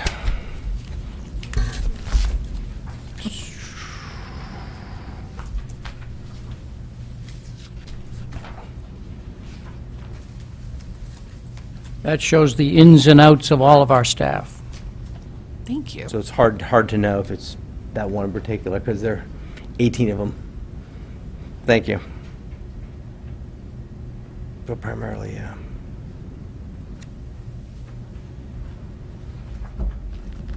Okay. Cool. And then, could you please walk us through, on page 30, your note for 133 staff replacement? Page 30. I'm sorry, say it for, The staff replacement, 133, the note. So staff replacement's been budgeted with a negative 460 to account for turnover. okay, let me just make sure that I'm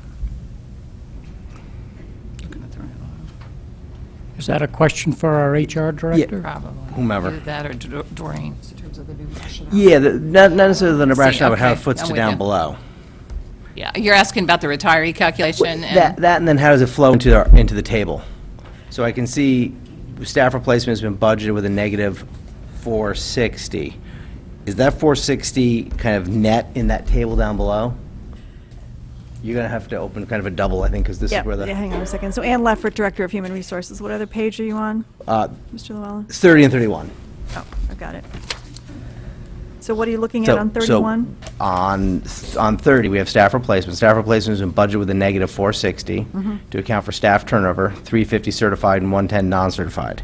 So are those numbers, the 310, the 350 and the 110, are they embedded somewhere in that I can't table? tell you exactly what line item they're on, but yes, they are. Okay, so, okay. In the past, we'd seen it kind of on an individual line item, right? Yes. Okay. It should be there. Mrs. Munsell, do you know what line item? So while she's looking for that, No we'll get problem. the line item. Did you have a question on the retirees as well? No, I mean, Oh. I read what you sent through. I Great. actually liked the way you guys did this. It was excellent. I like kind of rolling it forward and being able to bring it into a more realistic. We'll see how that works. You will. You like the math exercise. I do. But I'll say I'm not sure I like the result, if I can interject. This essentially means that our Board of Ed budget is budgeting to what we fully expect to get as retirees, and what we fully, just based on the projections, think that we'll need in elementary school teachers. And almost invariably, we have found one or the other of them go south on us, and this budget essentially has no margin for error, because we used to budget low on retirees to kind of cover the elementary school teachers, and this budget, we're not doing that. So there is a risk involved in budgeting that tightly. Actually, I'll just maybe elaborate on something you just said. We didn't intentionally budget low. We budgeted based on historical data. A different methodology. Correct. We'd always historically budgeted low on retirees so we could pick up the extra. Yeah. So now we're doing it with a scientific method or mathematical. And there's a related question that was asked that is kind of answered on this, that is in front of you, that was also in front of you in addition to the, we are not budgeting for elementary school teachers for those sections that are within 1 or 2 of requiring a new section. We tried to do that last year. The town said no to that concept. We ended up needing 6 out of the 7 positions that were calculated. But this year, our budget does not include those, budgeting for those sections on the bubble. And this page that is in front of you with the colors at the very back of the second page, had we done that, I'll say what I consider the risk that we are is how much of the 8 positions that are, quote, on the bubble, that 1 or 2 more students will require a split, how many of those 8 positions will come to reality? And therefore, we'll need to have more than the new calculation of retirees or some other budget reduction to cover the teachers there. I will tell you, out of the 8 sections that we thought would go up last year that were in the budget, 6 of them went up. Yeah. So it is a risk. I just want the board to know that there is a higher level of risk in the way we're doing it now than last year. And the reason I started with kind of the global numbers in terms of total staff was last year, we budgeted we'd be going up 5.6 positions, yet we added 16.6 positions, so 10 more than we budgeted. Yet, if we look at the total number of sections, there are actually 4 fewer of them. So we have more teachers in fewer sections. So I'm not sure that the whole, we didn't drop the sections logic. This is where we had the conversation back in December that I didn't understand. We've got 3 times as many new employees this year than we did last year. And we're saying it's because we have additional sections, yet we still have 4 less sections this year than we did last year. Correct. But our projected number of sections was lower, based on enrollment projections. So But that's where that that's all. why I'm using actual head counts, not budgeted. Actual heads are up by 16. The answer to your question on where's the 350 and the 110 is on page 72, and you'll see that right at the top of the page. 110, perfect, thank you. And the 460 is probably right in that area too. For the 4, Yeah, the 350 and the 110 is 350, yep. within certified staff replacement and non-certified, because if you look at certified, the retiree count number is in there as well. Is in where? Proposed, the 1,178,000, very top of the page, far right, right below the green. What line item number, sorry? 64, and then 52,110. 52,110. Yep, all the way on the Got it, right. oh, in the left. What's that? Perfect. Yeah, all On the the way. left, yep. thank you. Okay.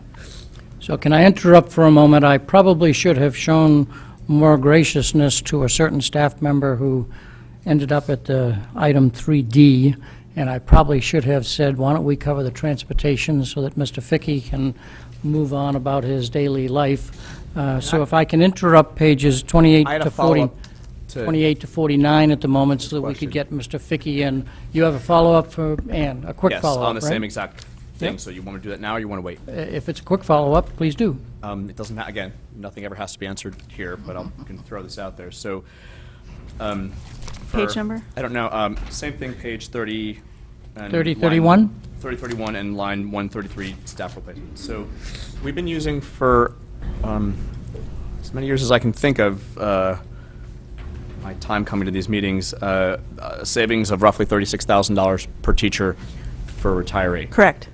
So with the, approximately 2%-ish of salary and benefits increases, every year contractually, except for the couple of years when we didn't have them, is that $36,000 per staff member in savings still accurate? Have we actually messed with that to see if that's actually true? So it's not a real number per se, because we have some teachers who we hire at a greater number of years of experience, Certainly. and we have some that are hired at a lesser number.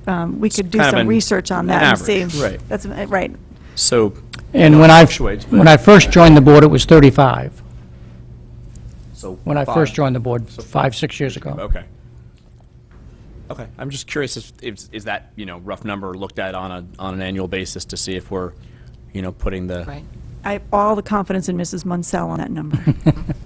We never talk about that particular number. It's always the amount of retirees or staff replacements or whatnot, not the actual how Yeah, much do I we think it save. doesn't fluctuate too much from that, so that's a safe So, number to use. so far, we're still on that track. Okay, thanks. Thanks. So if I can redirect your attention to any transportation questions that you might have that Mr. Fickey may be able to respond to, that would be, I think, appreciated by one staff person who happens to be in the audience. Can you give us the detail summary page?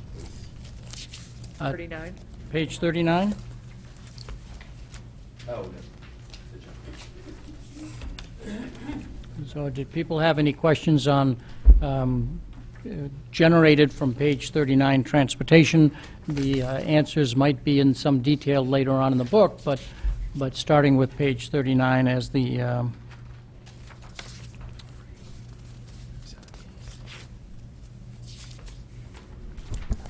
I know there was a question that was asked that are contained in here, and what number was that? So number 16 speaks to a transportation question that Mrs. Gerber asked.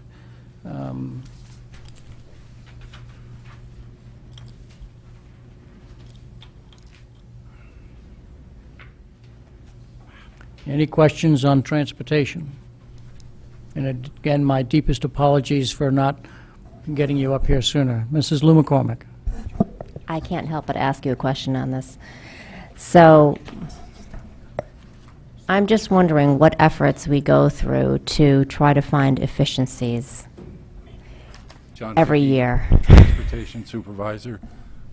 We're actually changing the software to a more advanced web-based system to try and help with that. In the budget, I have requested an extra bus due to two things. Some buses that are arriving to schools 5 minutes late, and part of it's due to the capacity on the buses. On the high school level, we have students counting around 90 to a bus that is 71 passengers and can possibly fit 48 on it. I know we've had, on 2 occasions, the bus show up and have 62 students waiting to get on it, where we had to send a second bus. So that is part of that new request to split that run. But as we split it, we will reduce the mileage and stuff on the original route and round them off a little better. The middle school is the concern because we'll wait and see where these kids actually fall, where they're living when school starts, which kind of kills us when they move in August, as we're pretty much done with the bus routes in August. And then come the end of the month, or September 1st, we have to shift bus runs. But we're constantly searching to shorten the routes. There's 2 board staff as well as a part-time first student staff. They're all raised in this area all their life, so they know, what streets you can go on, where the traffic is, which in Fairfield seems to be the big problem.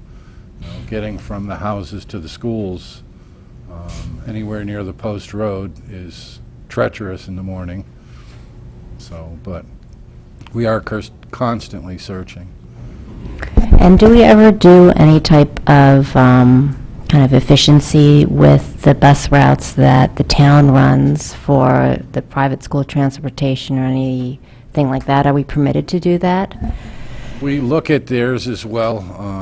Unfortunately, we've had some past agreements made by town bodies that we have to live with. There's some roads that we can't go on. There were some promises to schools as far as the number of buses and pickup times that were made. So, it's kind of on an elementary level. There was a promise of between 30 to 45 minutes that we try to keep at one of the elementary schools. Naturally, we try to do that with ours because ours are primarily students that are staying local to their school.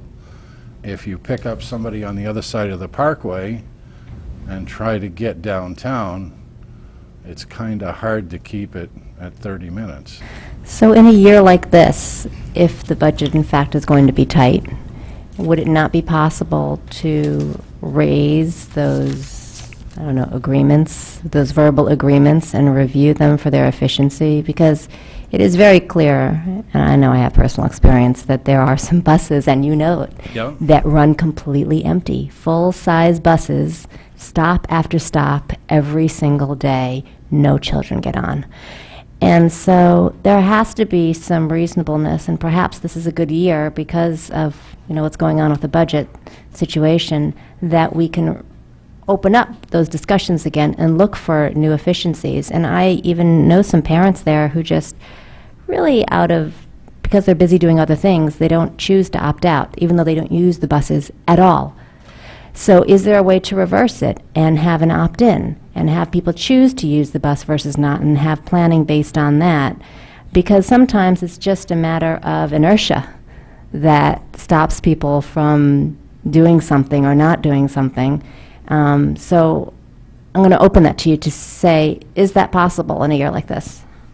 We push the private schools every year in May before they close and go out for the summer to put that either on their website or I know we've got good results at Unclewood School, and they do try and get the parents. I know there was a parent group at Fairfield Prep last year for one of the bus routes that took it upon themselves to, they called a meeting with the first selectman, and we sat down and they got their parents to call in and remove those stops because their stop times were an hour and 15, hour and 20 minutes. But you drive all over town and nobody gets on the bus, and you see the results of it. I've gone to Country Day and done bus evacuations and watched car after car come in, and they're parents of the kids that are supposed to be on the bus pulls in, 7 kids get off. It's spent an hour driving around because in the morning, if they don't opt out, you have to go by their house. You don't have to stop. They slow down.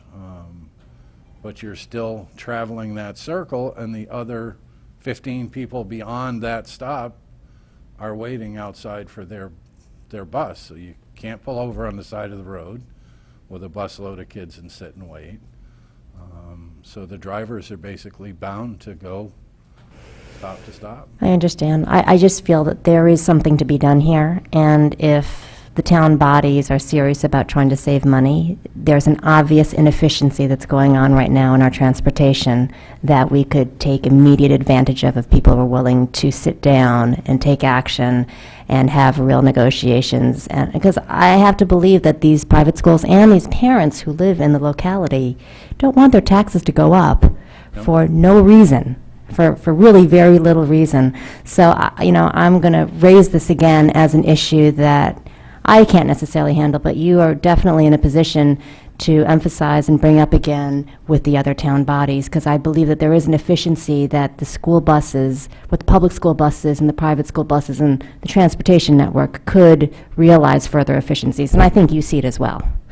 We do have some. I am looking towards one of the schools. In the past, we had taken and paid parents, because the numbers came out to the town's advantage, to transport their kids, because the payment was lower than what it cost for a bus. Right. So if you have 4 kids or less, then if it can be worked out, then we can go back to that route. I think that's a great idea. Yeah. Any other questions on transportation that people want to ask Ms. Carnell? I'm just in reading this, it looks like we are coming upon our 5-year contract with this bus company. Yes. Where do we stand with that going forward? I've spoken to the town purchasing agent, the new man. He's from Norwalk. He's done the school transportation stuff before. We actually followed their pattern on the special ed, where they put 60 schools together and put it out to bid. So every time there was another student placed, you didn't have to say, hold on, and hire somebody temporarily and go out to bid and turn it over. They actually give me a document that I can look it up and say, okay, we're going to this school, here's the contractor, call them. If they have equipment available, we can pick that up. So we are starting to look into working out what the new RFP is going to be. And when will that take effect? The contract's good till the end of June in 18. Mm-hmm. So they pretty much need to award something by December, January at the latest, to give opportunity, if it's a new contractor coming in, to purchase 150 new buses. Okay, thank you. And to clarify, the bus contract is negotiated by the town purchasing department, not the Board of Ed. Right. We have input on the RFP, RFQ, whatever you call it, but once there is agreement on that, then the process is handled by the purchasing director for the town. Other questions on transportation? Mr. Patton? Just a quick follow-up. Did I hear you say that for certain private schools, certain routes are an hour to an hour and a half in length? Is that true? Yes, Fairfield Prep is one of those schools where you have 52 students assigned to a bus, and the bus shows up with 4 kids, because there's only 6 buses to cover all of Fairfield to get the kids into Fairfield Prep. So you've got 30 kids taking 6 buses, is the math that you're saying? And Well, of no, course you have 30 kids assigned to the bus. There's 100 and... You said there was 5 buses and 6 kids are on a bus, so... Well, that's what's showing up. Right. So... I think there's 156 kids that are eligible for transportation. No, that I understood. So if there's no opt-out, as you were discussing before, so these routes are very long and they're kind of going slow by every single house that they're supposed to, so I understand why. So the structured route for a particular bus, if hypothetically every student was on it, is about an hour and a half. I wouldn't say they're all an hour and a half, But they're over long. an hour. They're over an hour. Yeah. Okay, and that's obviously, Okay. that sounds like a reason why You wish- many parents are Mr. opting to drive their kids, because the kids just want to sit in the bus for an hour. is Mr. my Patton, I guess. think Mr. Calabrese wants to follow up on a related Be my question. guest. I'm just hoping for a couple points of clarification with this one. For private schools, Fairfield Prep, Assumption, St. Thomas, all of that, those funds come out of the town side of the budget as opposed to the Board of Ed side? Right. Correct, so we don't need to worry about that tonight. I do agree that there are definitely some efficiencies that can happen with those buses, obviously with those types of times. I mean, nobody wants to take the bus if it's going to be an hour and a half. And could you just remind me and the board what the state law is as far as transportation goes for students? Not just private school, Not but all private, students. public school specifically. Other than students considered by our policy as walkers, everyone else is a transporting student. So with the private school, the issue is anything that we do for the public schools, we have to do for the private schools. So they have to follow our walk zones, at their level. Gets a little hard with St. Thomas because it's a middle school, elementary school, and there's a difference in the walk zone for those. But I believe we're using the elementary three-quarter mile rule for St. Thomas and Umpqua. Okay, thank you. And that rule might be adjusted if that means they have to cross the post road or anything, or not? The post road isn't listed. The exclusion is a body of water. Okay, thank you. If there's a stream running in that's dry in September, it's still a stream, so. Thank you. My Other question was- okay. Yeah, my question was more, I was fully aware of Yes. the fact that Mr. Calabrese presented. I was just more kind of infatuated with the fact that we have routes that are, again, going through the same bus company, that are, structured, that are under your purview, that are an hour plus just because of the way it has to work. We So have a it's couple. almost disappointing, and nobody's fault, that's the reality of the situation, so. We have a couple of public schools that tip that 1 hour limit because of where they are. The other difference with Fairfield Prep is its time frame that they've set. We can't do any other work with the bus other than Fairfield Prep. The drop-off is 8:20, so you can't do a high school run, then go do a Fairfield Prep. You can't do a private elementary school and then go do prep. Part of it's because of the length, but it's also the number of buses. Any other questions on transportation? Seeing none, again, my apologies for not asking you to come up first. That's all right. It's still raining in Torrington, so. Okay. Thank you. Wonder if the board would allow me, although we might have some additional questions on pages 28 through 49, to allow the public who are here to comment, and then after the public comments, we'll go back to see what the board desires for the balance of the night. So, on to public comment on the superintendent's recommended 2017-18 budget request. Any member of the public that wishes to come forward and make a comment on our proposed budget, feel free to come forward now, state your name and address.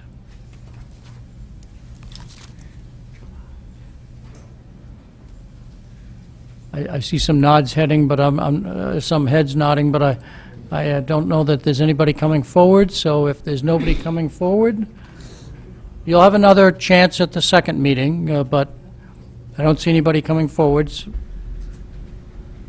I do? Okay. I assume that the director of the museum had a reason for coming here. I love to come to these meetings. Good evening, and thank you for this opportunity. I'm Mike Jaley, Fairfield Museum Executive Director, and I'm here with my Education Director, Christine Jewell. We wanted to, I know that you're working through the budget document, and so we're leap forwarding a little bit to page 148, but while we were here tonight, we wanted to just say a few words in support of the District Improvement Plan, Specific Action 1-4, which is on page 148.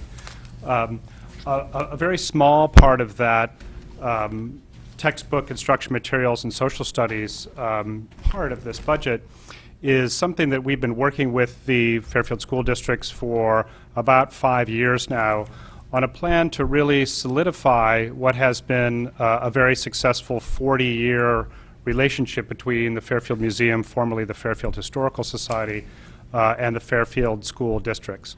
Over that period of 40 years, since 1976, the Fairfield Museum has been providing consistently high quality and most recently award-winning social studies and humanities programming for Fairfield school children. What this social studies change does is a small change to that very successful history of programming, and that really just ensures that this program is consistent across all the elementary schools that we serve. Hitherto now, we have every year worked with the PTAs and sometimes the principals in each of the elementary schools to try to arrange on an individual basis these programs.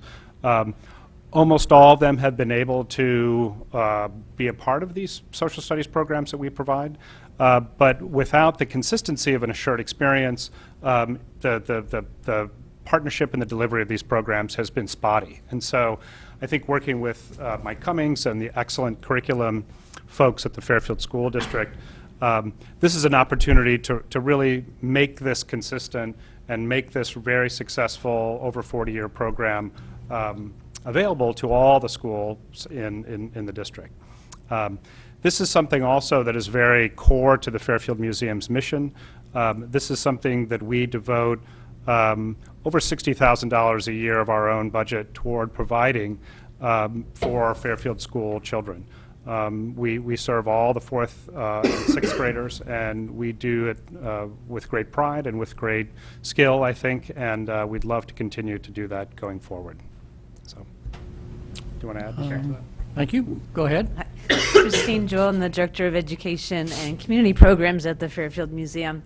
And I just want to start by saying in November of 2016, NPR reported on a Stanford University study, and it says students have a dismaying inability to tell the difference between fake news and real news.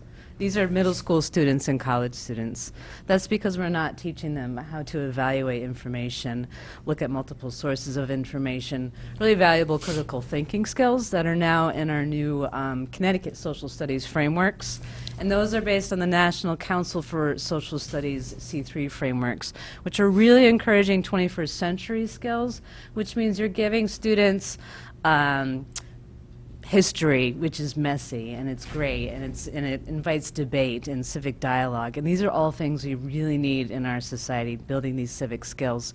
So we've been developing a lot of really great resources for the teachers to use, and what's really important as well is the professional development aspect of this, and we've worked for years doing professional development. You were talking about outside providers. We've been providing professional development for many years. We've served 1,000 students over the past 9 years. And I just spoke to a professor, teachers. I just spoke with a professor at Columbia University the other day and asking her about her resources to bring to this community. Because frankly, Fairfield is behind. Westport Public Schools has a great curriculum, New Canaan. I've worked with all these schools, so I'm really anxious to share these resources, and now is the perfect time to do it. So I hope that you pass this proposal. Thanks. Thank you. Anybody else wish to address the board on the budget? Please state your name and address.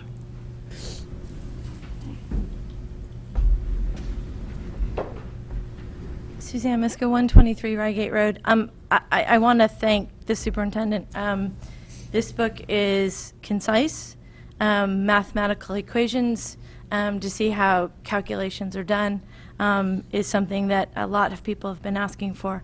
And so it's a real pleasure to see it. It's easy to footnote a lot of the information. There's two things that have always been of my biggest interest, and it's the benefit side of the school district. I don't recall if Aon did come to present. I know there probably is not a great reason for them as we've gone to the partnership, but based on the information and the percentages that they've offered in the table on the page, I think it would be beneficial to the public and the board to have Aon come and kind of go over what some of their recommendations are as they're in this book. The other piece that I would like to see is a request by the board to the CFO of the town who provides the pension numbers. There have been times where I have sat and watched a board go back and forth over $20,000 here or there, whether it's for textbooks or secretaries or whatever, and then everyone signs off on the budget and we go and this budget sits in front of the Board of Selectmen and everyone goes, oh, by the way, that pension number you just that's not the right one. It's really $100,000 less. And that's money that you all didn't get a chance to utilize if you wanted to utilize it in another capacity.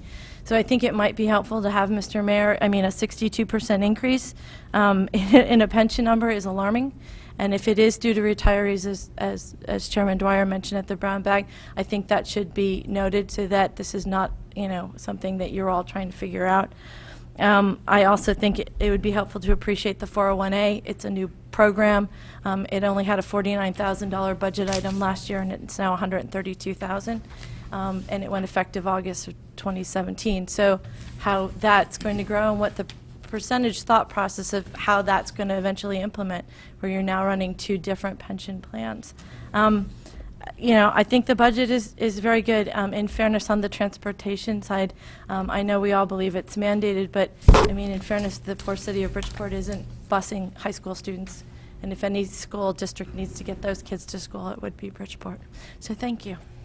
Thank you. Anybody else wish to come forward and address the board concerning the budget? Seeing nobody come forward, back to the board for continued discussion on pages 28 through 49. As the board knows, Aon did present to us in December, there's a question asked about pension number 12 that's within this handout, and that may address some of the questions that the board members had, but we are bound by the town's pension board that sets the number, and they set the number in conjunction when they have to vote on it, which is later in the calendar year, the school year, than when we have to vote on it.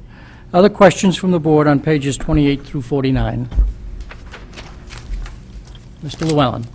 This time was perfect for the pension comments. So on page 32 and 33, and the public does not have the benefit of the answer to number on number 12 here.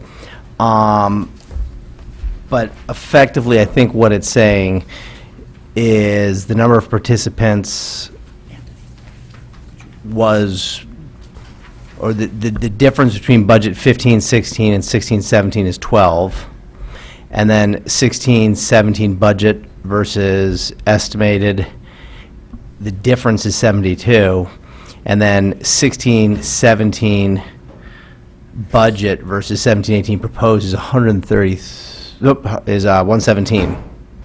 So I guess the question is, we're 117 more in our proposed budget for next year than in our current budget. And that's based on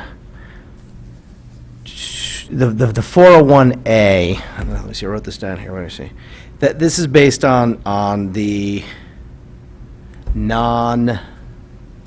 this is the non-teachers, right? This is the non-certified, thank you. Right? So the whole non-certified population is 463. So if so we're looking at a 25% almost percent participation, and I thought it was only for the new hires. Does that mean we have turnover, or am I missing some? How's it working? Can you bridge those numbers for me? Because it is, I mean, it's a huge increase. Probably best for Mrs. Munsell to come up.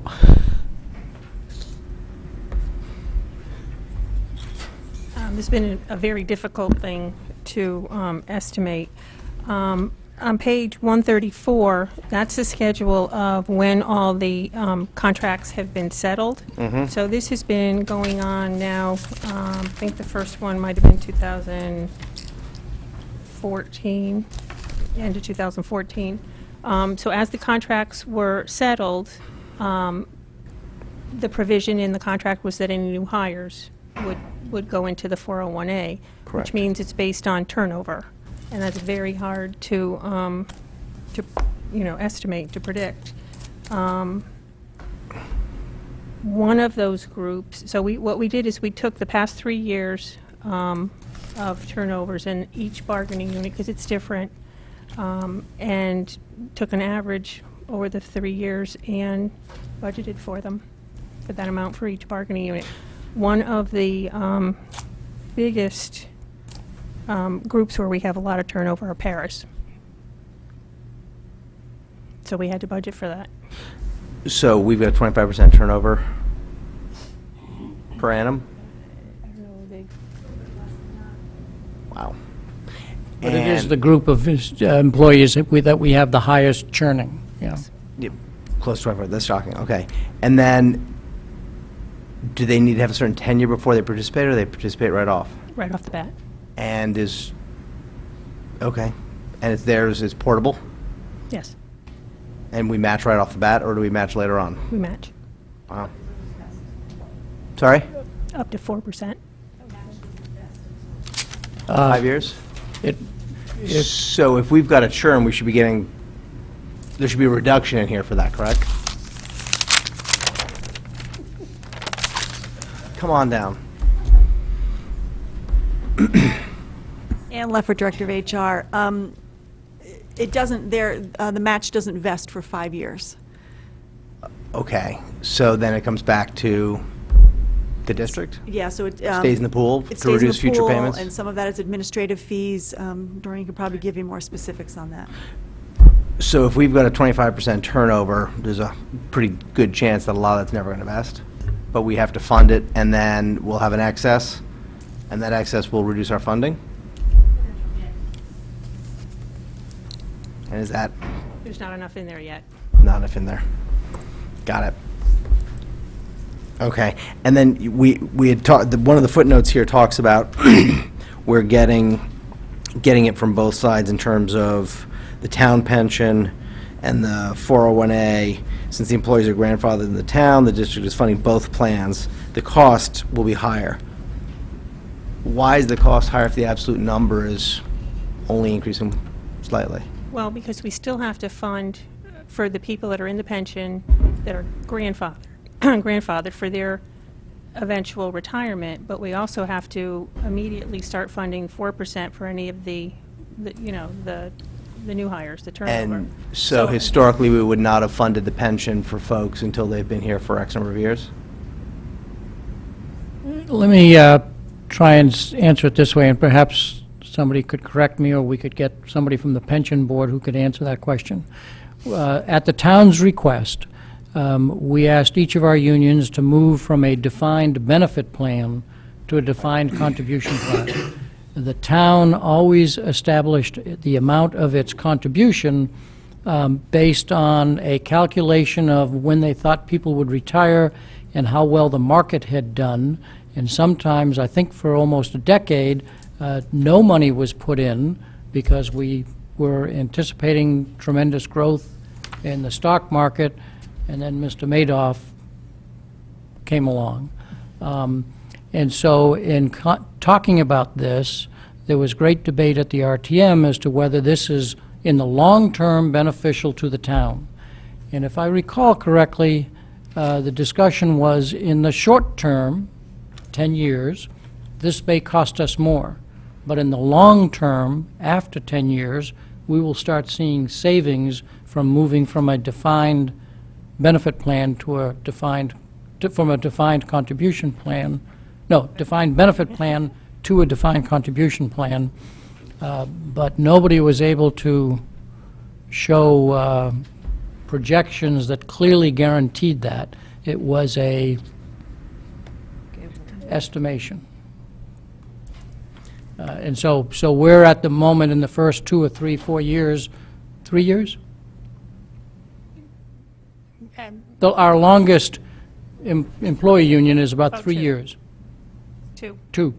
So we're in the very beginning of that 10-year period where we're transitioning, where in all likelihood we'll have higher pension costs because we're running 2 plans, and with the hopes that 10 years and plus later we'll achieve what people anticipated by making the switch. But I'm only on one plan versus the other plan, so I don't get the double costs. You'd be paying a pension for me, or I'm able to do the 401A. So I'm not sure why we're saying it's a double, because it's going Because for one the way or the other. longest time, we did not But in the most set recent aside couple years- enough money to cover the people in the town defined benefit plan. I didn't thought set we had in the enough- recent years, though. I know going back to Madoff days, but. those Correct. are- And we're talking about employees who may work for us 35, 40 years, and therefore think of 20 years where we were not putting in enough money. In the last 5 or 6 years, we have been. And so you can't fix a 20, 25-year-old problem with 5 or 6 years of contributions. Okay, so the fact that we're double paying doesn't have really anything to do with the fact that we're shifting to a 401A. It's we're trying to backfill the pension. I think that's a fair statement. Okay, because the book says, the book's trying to create a connection here. I'm not positive, but that doesn't sound correct to me. Which one doesn't sound correct? Phil's explanation. Didn't sound correct to me. He was correct up to a point to the very end, I believe. I don't think it has anything to do good chance. with backfilling it. I do believe there is the double cost because you're running 2 plans at the same time. So you're paying people that are still in the pension. Right. And now you've picked up that additional cost of the people that you are now matching funds with for the 401A. So what's the average pension contribution on a percent basis of salary? It's a actuarial calculation. It's not just based on, it's based on many, many, many factors. No, I get that, but there's an average that we put in, I would assume. That I don't know. Yeah. Because 4%, but we're not double paying any individual in. Correct, we're not double into paying reti- for but we're not- everybody. Right, so I don't, okay, I don't understand, but that's fine. But And then- you may want to formulate a question that you send to us that we can forward to the town, because it's really the town that manages that and knows the details. Okay. And then we've got a 7% rate increase that's budgeted based on the recommendation of Aon for the Plan Partnership 2, Correct. and that increase has historically always been 5%? Correct. And have they given us an indication, Plan 2, or is that just Aon saying 7?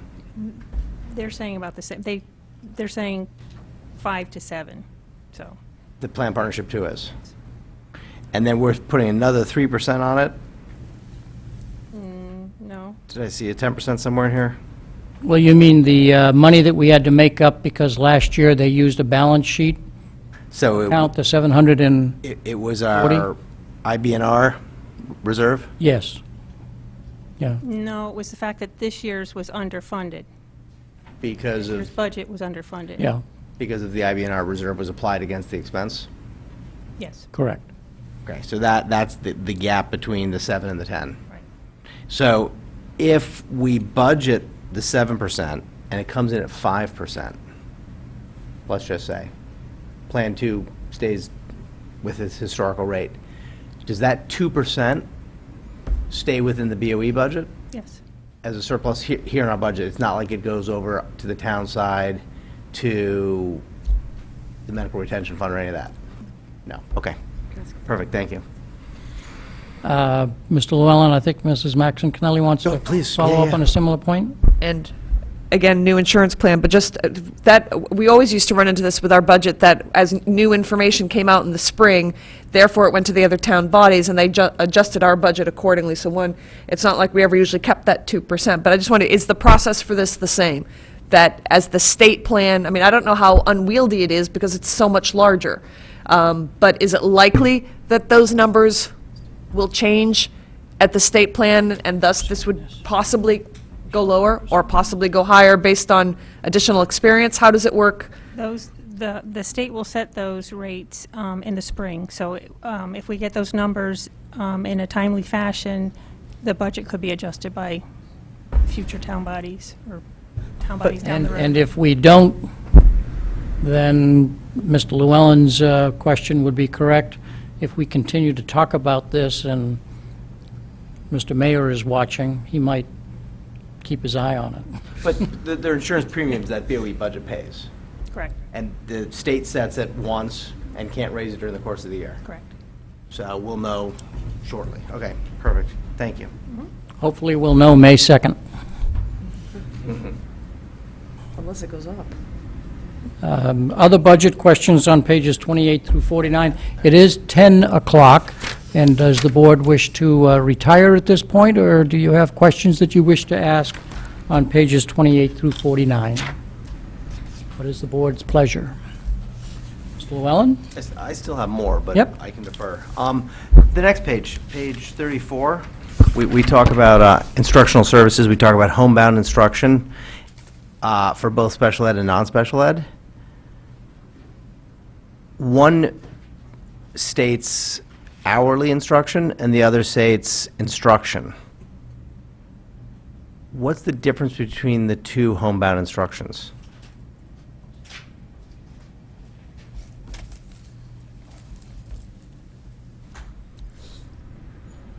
Andre Leonardi, Director of Special Education. What you see here is, this is a place where we've tried to put a placeholder in for a potential liability. There is a a move at the legislature discussing students who are expelled from school and our obligations to provide them the same number of hours of instruction during their period of expulsion as they would get if they were attending school. Right. And so, given the fact that while we don't have many students who are expelled, going from 10 hours a week of tutorial to a full 35-hour week in a homebound tutorial situation or something similar would be, I think, a little too much to just swallow. And so I put a placeholder here. So the difference between the tutorial, which would be based on either, for the kids with special needs, a PPT decision or a 504 meeting decision, and then the kids who do not have disabilities, if they have if they're out for medical reasons, then the doctor works with us to determine. But if it's an expelled student and this legislation goes through, we would have to provide equivalent hours of instruction. So whatever we're providing at whatever level, we would have to provide those students in some alternative opportunity. Like an online? I'm not sure if the legislation is going to allow for online instruction that way. So is there something between online and private tutor? Well, there could be an outplacement. There could Got it, be, okay. for example, I've had some very early conversations with our Regional Service Center, CES, to perhaps for the whole consortium of districts develop a program for students who were expelled from school that would meet the legislation that we could buy from them for that period of expulsion. They would go there? Well, Possibly. CES would have to figure out what they would do. They'd have to figure it out. Likely, it wouldn't be that they would go to the same campus as students in CES programs. They might have to identify another campus. But the conversations are at stage one. But obviously, if we had to provide one-to-one instruction for the same number of hours as everyone else, with certified staff certified in their content, we would be talking about a big ticket. Got it. And so I put a little money in here just in case.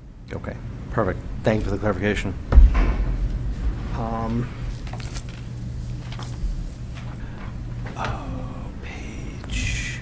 Shall I ask other board members, or are you? No, please. Okay. I want to, for those who have not asked, been recognized too often, I should say, Mrs. Gerber, I think you said that you've gotten what you need answered at the moment? Mrs. Gerber. This is page 31. I just had a question about the 2.5 clerical support, just what that was for. Where is she? And I see Mr. Ebling left, so you must have known. And is that It's, I'm sorry, 129 part-time employment. 129? Yeah. And I wonder if I could ask the HR director, what page was that? Page 31. No, but the detail of the ins and outs, is an answer found on that page? So Ann Leffert, Director of HR.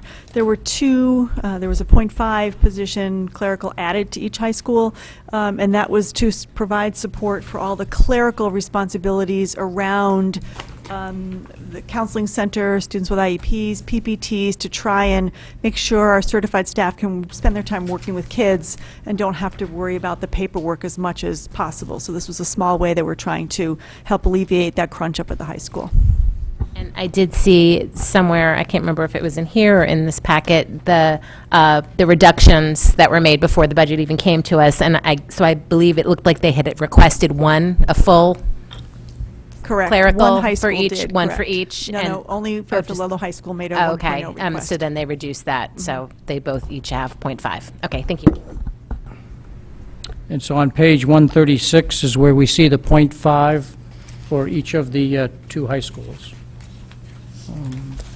Anything else, Mrs. Gerber? Okay. Mrs. Maxon Kennelly, are there any questions that you have? You've not been called on too often. No, I'm going to have to, have found it too difficult to read all of these answers to my questions, figuring out which questions were mine, going back and listening to the conversation. So I'll just have to reserve that for later follow-up. Thank you. Mr. Calabrese, did you have any questions that were not asked yet? No, I'm all set, thank you. And Ms. Carnell? I'm going by the way in how many times people have been asked. I agree with Mrs. Maxon, it's hard to Okay. crisscross.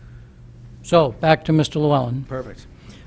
Page 35, 303, pupil personal services. And then when we look at this one, we actually have to go back into the back section, page 73.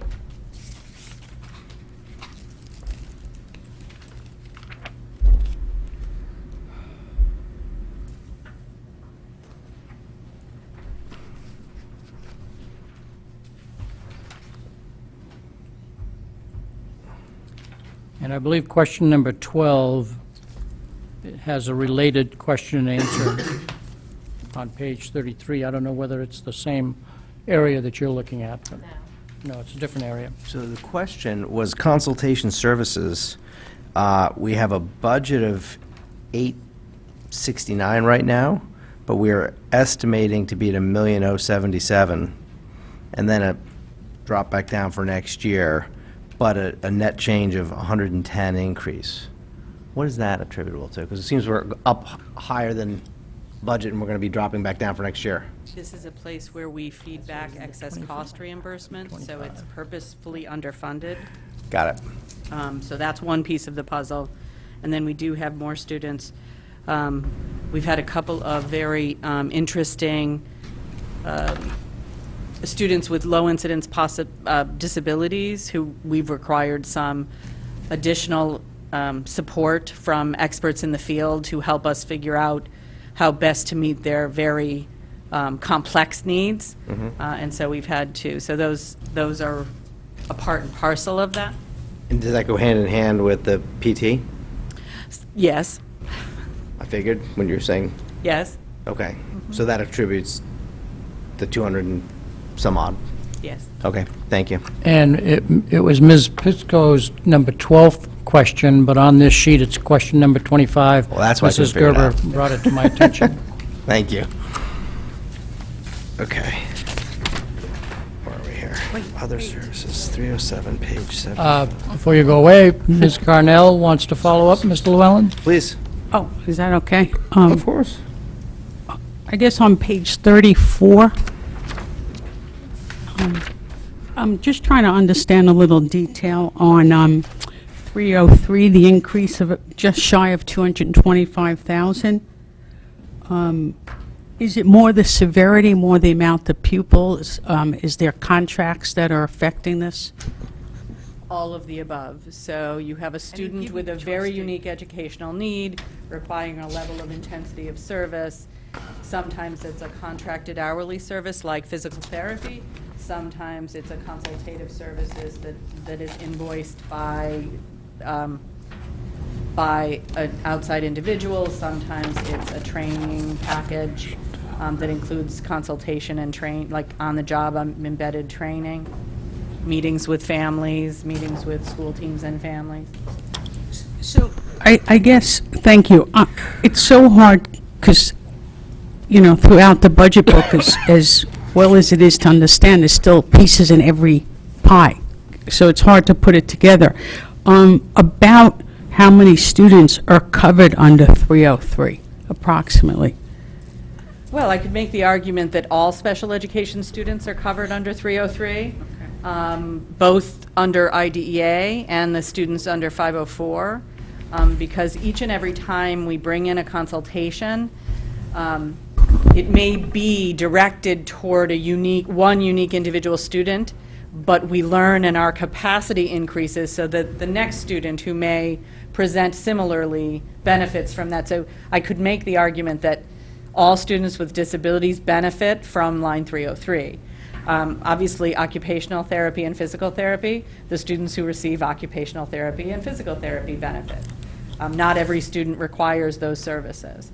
So, I could break it down and tell you how many individuals receive service, but the consultation line, I think I would make the argument that everything we as special educators learn is then usable and generalizable when we come across another student who has a similar need. If that makes any sense. No, it does. We always want to learn, and hopefully somebody else benefits. Just one more question, continuing on. I think it was under page 36, I guess, under 307, other services. I don't think the increase is that large, but it's still in the budget over $2 million. What is other services mean? This is where we would fund things like psychiatric evaluations, neuropsychological evaluations, feeding evaluations, complex assistive tech evaluations that we can't complete within district. It's where we would fund instructional, if we had a child who we had exhausted everything we knew how to do and needed to bring in some expertise to tell us what our next steps might be. It might be that. So it is, in fact, other services. It's all of those kinds of things that help us meet the needs of our complex kids.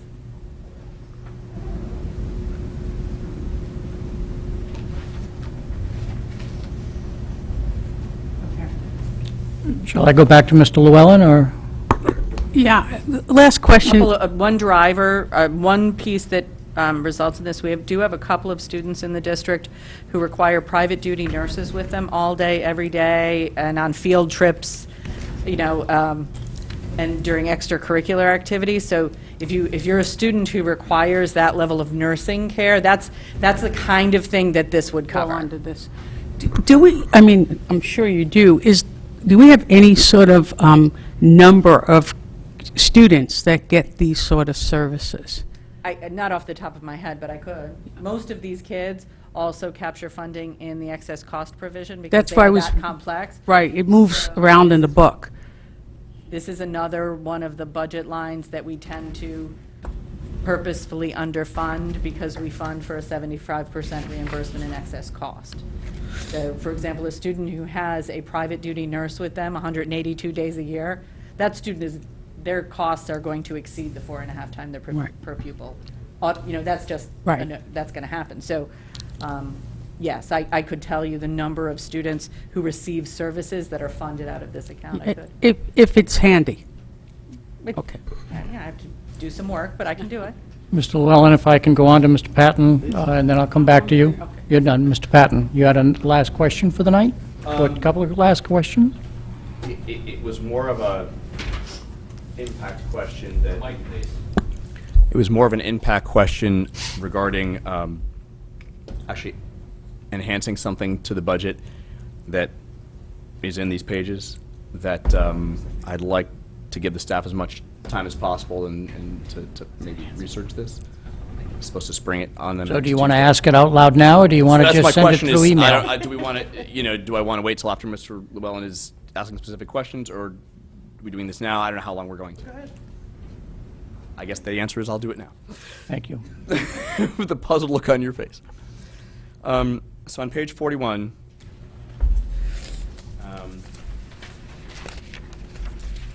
we have item 321, which is professional development and curriculum writing.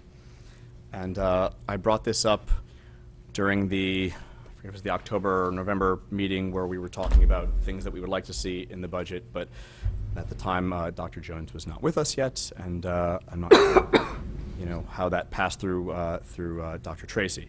So what I'd like to know, and I'd like the staff to do their best to research, is the impact of adding between 1 or 2 days of professional development that happen during the summertime, so we wouldn't have to impact the school schedule, because obviously that's a much bigger ball of wax, that's related to improving instructional methods directly with teachers. I know we do that sort of thing with data teams all the time, but kind of like an ongoing throughout the year basis. But we always hear that there's never enough professional development, and not every teacher, needs the same type of stuff, but every teacher can benefit by learning something new instructional-wise. So, and certainly, depending on the significance of the expense, I'd like to know as much in advance, by maybe next Tuesday, so that I could try and find offsets, if that were indeed possible. So we'll have the staff look at that. I'm going to guess that during the school year, they're being paid, so we don't have to pay them to come to professional development during the summer. That may not be the case, which means that that will add to the cost just automatically for getting the professional development costs related to leading the workshop. So Much as so students we'll would have love the another day off during the year, I'm Yeah. sure we probably can. Yeah, so we'll have the staff research that. Thank you. Thank you. Is that it? That's it. Mrs. Maxon Connelly, and then Mr. Llewellyn. Just for my own clarification, through the chair to Mr. Patton, are you talking about a day of summer professional development which you are thinking to require all staff members to come in to learn to be better teachers, and you think they're going to show up? I'm sorry, I wasn't perhaps exactly saying perhaps I should phrase it differently. way. I'm just... As I'm talking to an English teacher?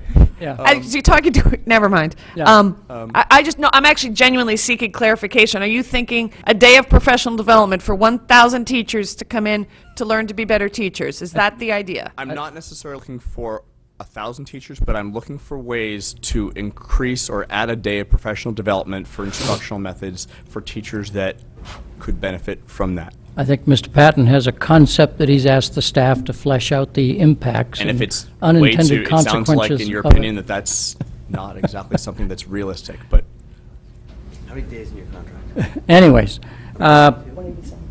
Mr. Llewellyn, do you have any final questions? Because I interrupted your time. Do you have any final questions that you wish to ask tonight?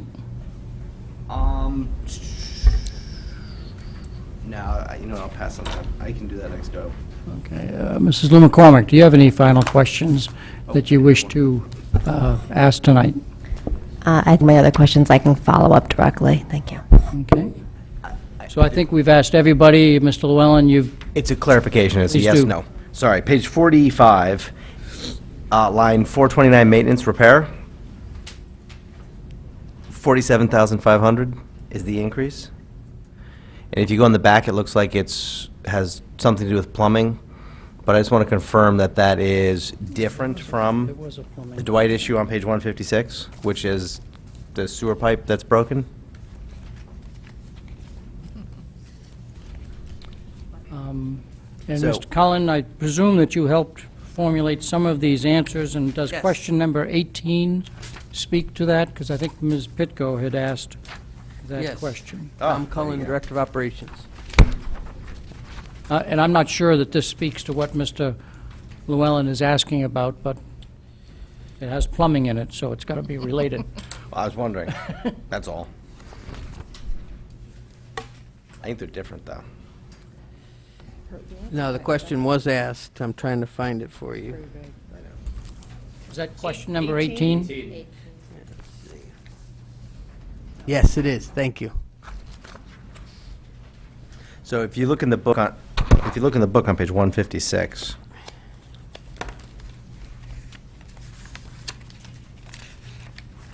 you've got the Dwight broken sewer at 45.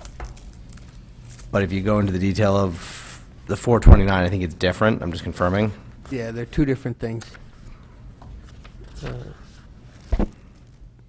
Page 156 is an actual project in the operating budget at the Dwight Elementary School. The 47.5 you see on page 45 is covering the extra costs we're spending for supplies in the plumbing and HVAC area due to 2 employees we've hired in the past 3 years. Now that we have 2 licensed HVAC technicians and 2 licensed plumbers, there's actually getting a lot more work done, so they need to get the materials and supplies. So we don't need that new AC on board. Work. Okay, thank you. Yep. Okay, that was it. Thank you. And that brings to light that we do have 2 levels of maintenance work that is done here. We have a list of maintenance projects that are budgeted and outlined on pages 154 following. And then, of course, each school has a maintenance line in it for just ongoing maintenance and work. So we approach maintenance from that. And, of course, we also have the non-reoccurring projects that are related to maintenance as well. Is that a reasonable That's correct. description, Mr. Cullen? Correct. Mr. Patton? Could I just indulge the board for one final question while we have Mr. Cullen up here? Sure. On page 45 still, on 311 for utility services, so we've been installing solar panels on buildings for a bit now. Have we gotten any hard data? Really this year, I know it seems like we're starting to see savings. Are we getting the so my question is, are we getting the predicted savings from the various solar projects that have been on for at least a year that we thought? I don't think we have a full year yet of data. That's the issue. Ward and Ludlow High School were the first 2 to come online, but it hasn't been a full fiscal year. Then we'll roll on into Dwight and the other schools, but we should soon. So certainly And by we'll the be end able of to this share year. that with you. Okay. Thank you. Okay, thank you. Can I just follow up on that? Follow up on that? Sorry, Sure. this is just, Yeah. I didn't talk that much today. To Mr. Patton's point, because I was looking at last year's questions, and a similar question was asked last year, and I know one thing that Mr. Cullen had explained at that point is that while we are already seeing savings, we also have to keep in mind that based on certain building projects, we've expanded space, which therefore is taking up more electricity. I just remember that as being that topic from last year. So while some savings are being realized, we're not going to see those as numbers because of those expansions. But I'm not looking for budget number savings. I'm looking at the actual savings that we thought on those projects that we would gain. Are we actually attaining that, using that data? Are we actually, better or worse than what we thought? So It may not drop to the bottom line, but you're interested in correct. the results No, of but that we have particular project. contracts with those companies, and we'll look at those annually with them. Okay, so we will endeavor to put in the same format that the Q&A document is in here for those questions that people asked at the table with the answers. I suspect that we will miss some of the questions, and so if we do, board members should email to Dr. Jones so that you could get your question in and get the answer there officially, and it's recorded in the Q&A format. I would ask you to forward other questions to the staff by, I'm going to say Thursday night if you could, on the, related to pages 51 through the end of the book, so that, and again, send them to Dr. Jones, but copy the entire board so that if somebody sees your questions first, they might say, okay, that ticks off these 3 questions, so I only got 2 left that I have to ask. So submit those if you possibly can by Thursday to give the staff maximum time. Clearly, if you have questions that popped into your mind or you didn't get to ask or you needed clarification on the first 49 pages, feel free to send those in as well, but for next meeting, we will focus on questions related to pages 51 through 163.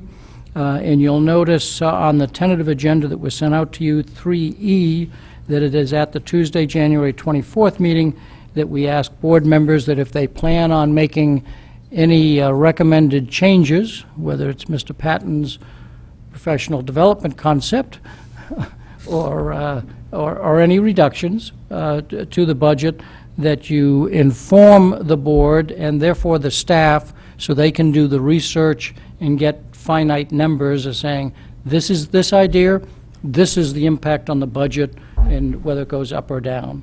And so we'll allow time for that discussion to take place, and then again, public comment. Any questions from the board on our process at the moment? Mr. Llewellyn? I have to have a question. Would it be possible to get whatever questions you have kind of accomplished by the night before, answers, out to us so we can read it ahead of the meeting? And then if you've got whatever left over, no big deal. But it'd be easier to kind of read some of the Q&A ahead of the meeting. How about this? If you're here by the close of business on Thursday, by close of business on Monday? Whatever gets done. I mean, no big deal. Just whatever's done, if you can forward it on, that Yeah, and I lessens the can reading. say, I think, you know, to credit the senior staff, they pretty much did all of these questions today, this morning, because we did get most of them late because it was a holiday. So to their credit, I think they're rock stars of turning this stuff around. So as long as we get the questions, we absolutely can get the answers. Yeah. So I think if they come in by Thursday night, there's a good chance that with Friday and Monday, you'll be able to get them by the close of business on Monday. Any other comments or questions on process? If not, a motion for adjournment, please. Mrs. Gerber. Someone sent me a text that CJ from Woods came in second on the CHOP championship tonight, so just wanted to share that. Okay. And nobody received a text from Ms. Pitko saying, hey, I want to ask this question? Okay. Well, if you're still watching, get well. A motion for adjournment. Mrs. Gerber, Mr. Patton seconded. All in favor, please raise your hand. It is unanimous. It's Mrs. Lou McCormick, it's unanimous? Thank you. Yes, thank you. Got a question for you. Yeah.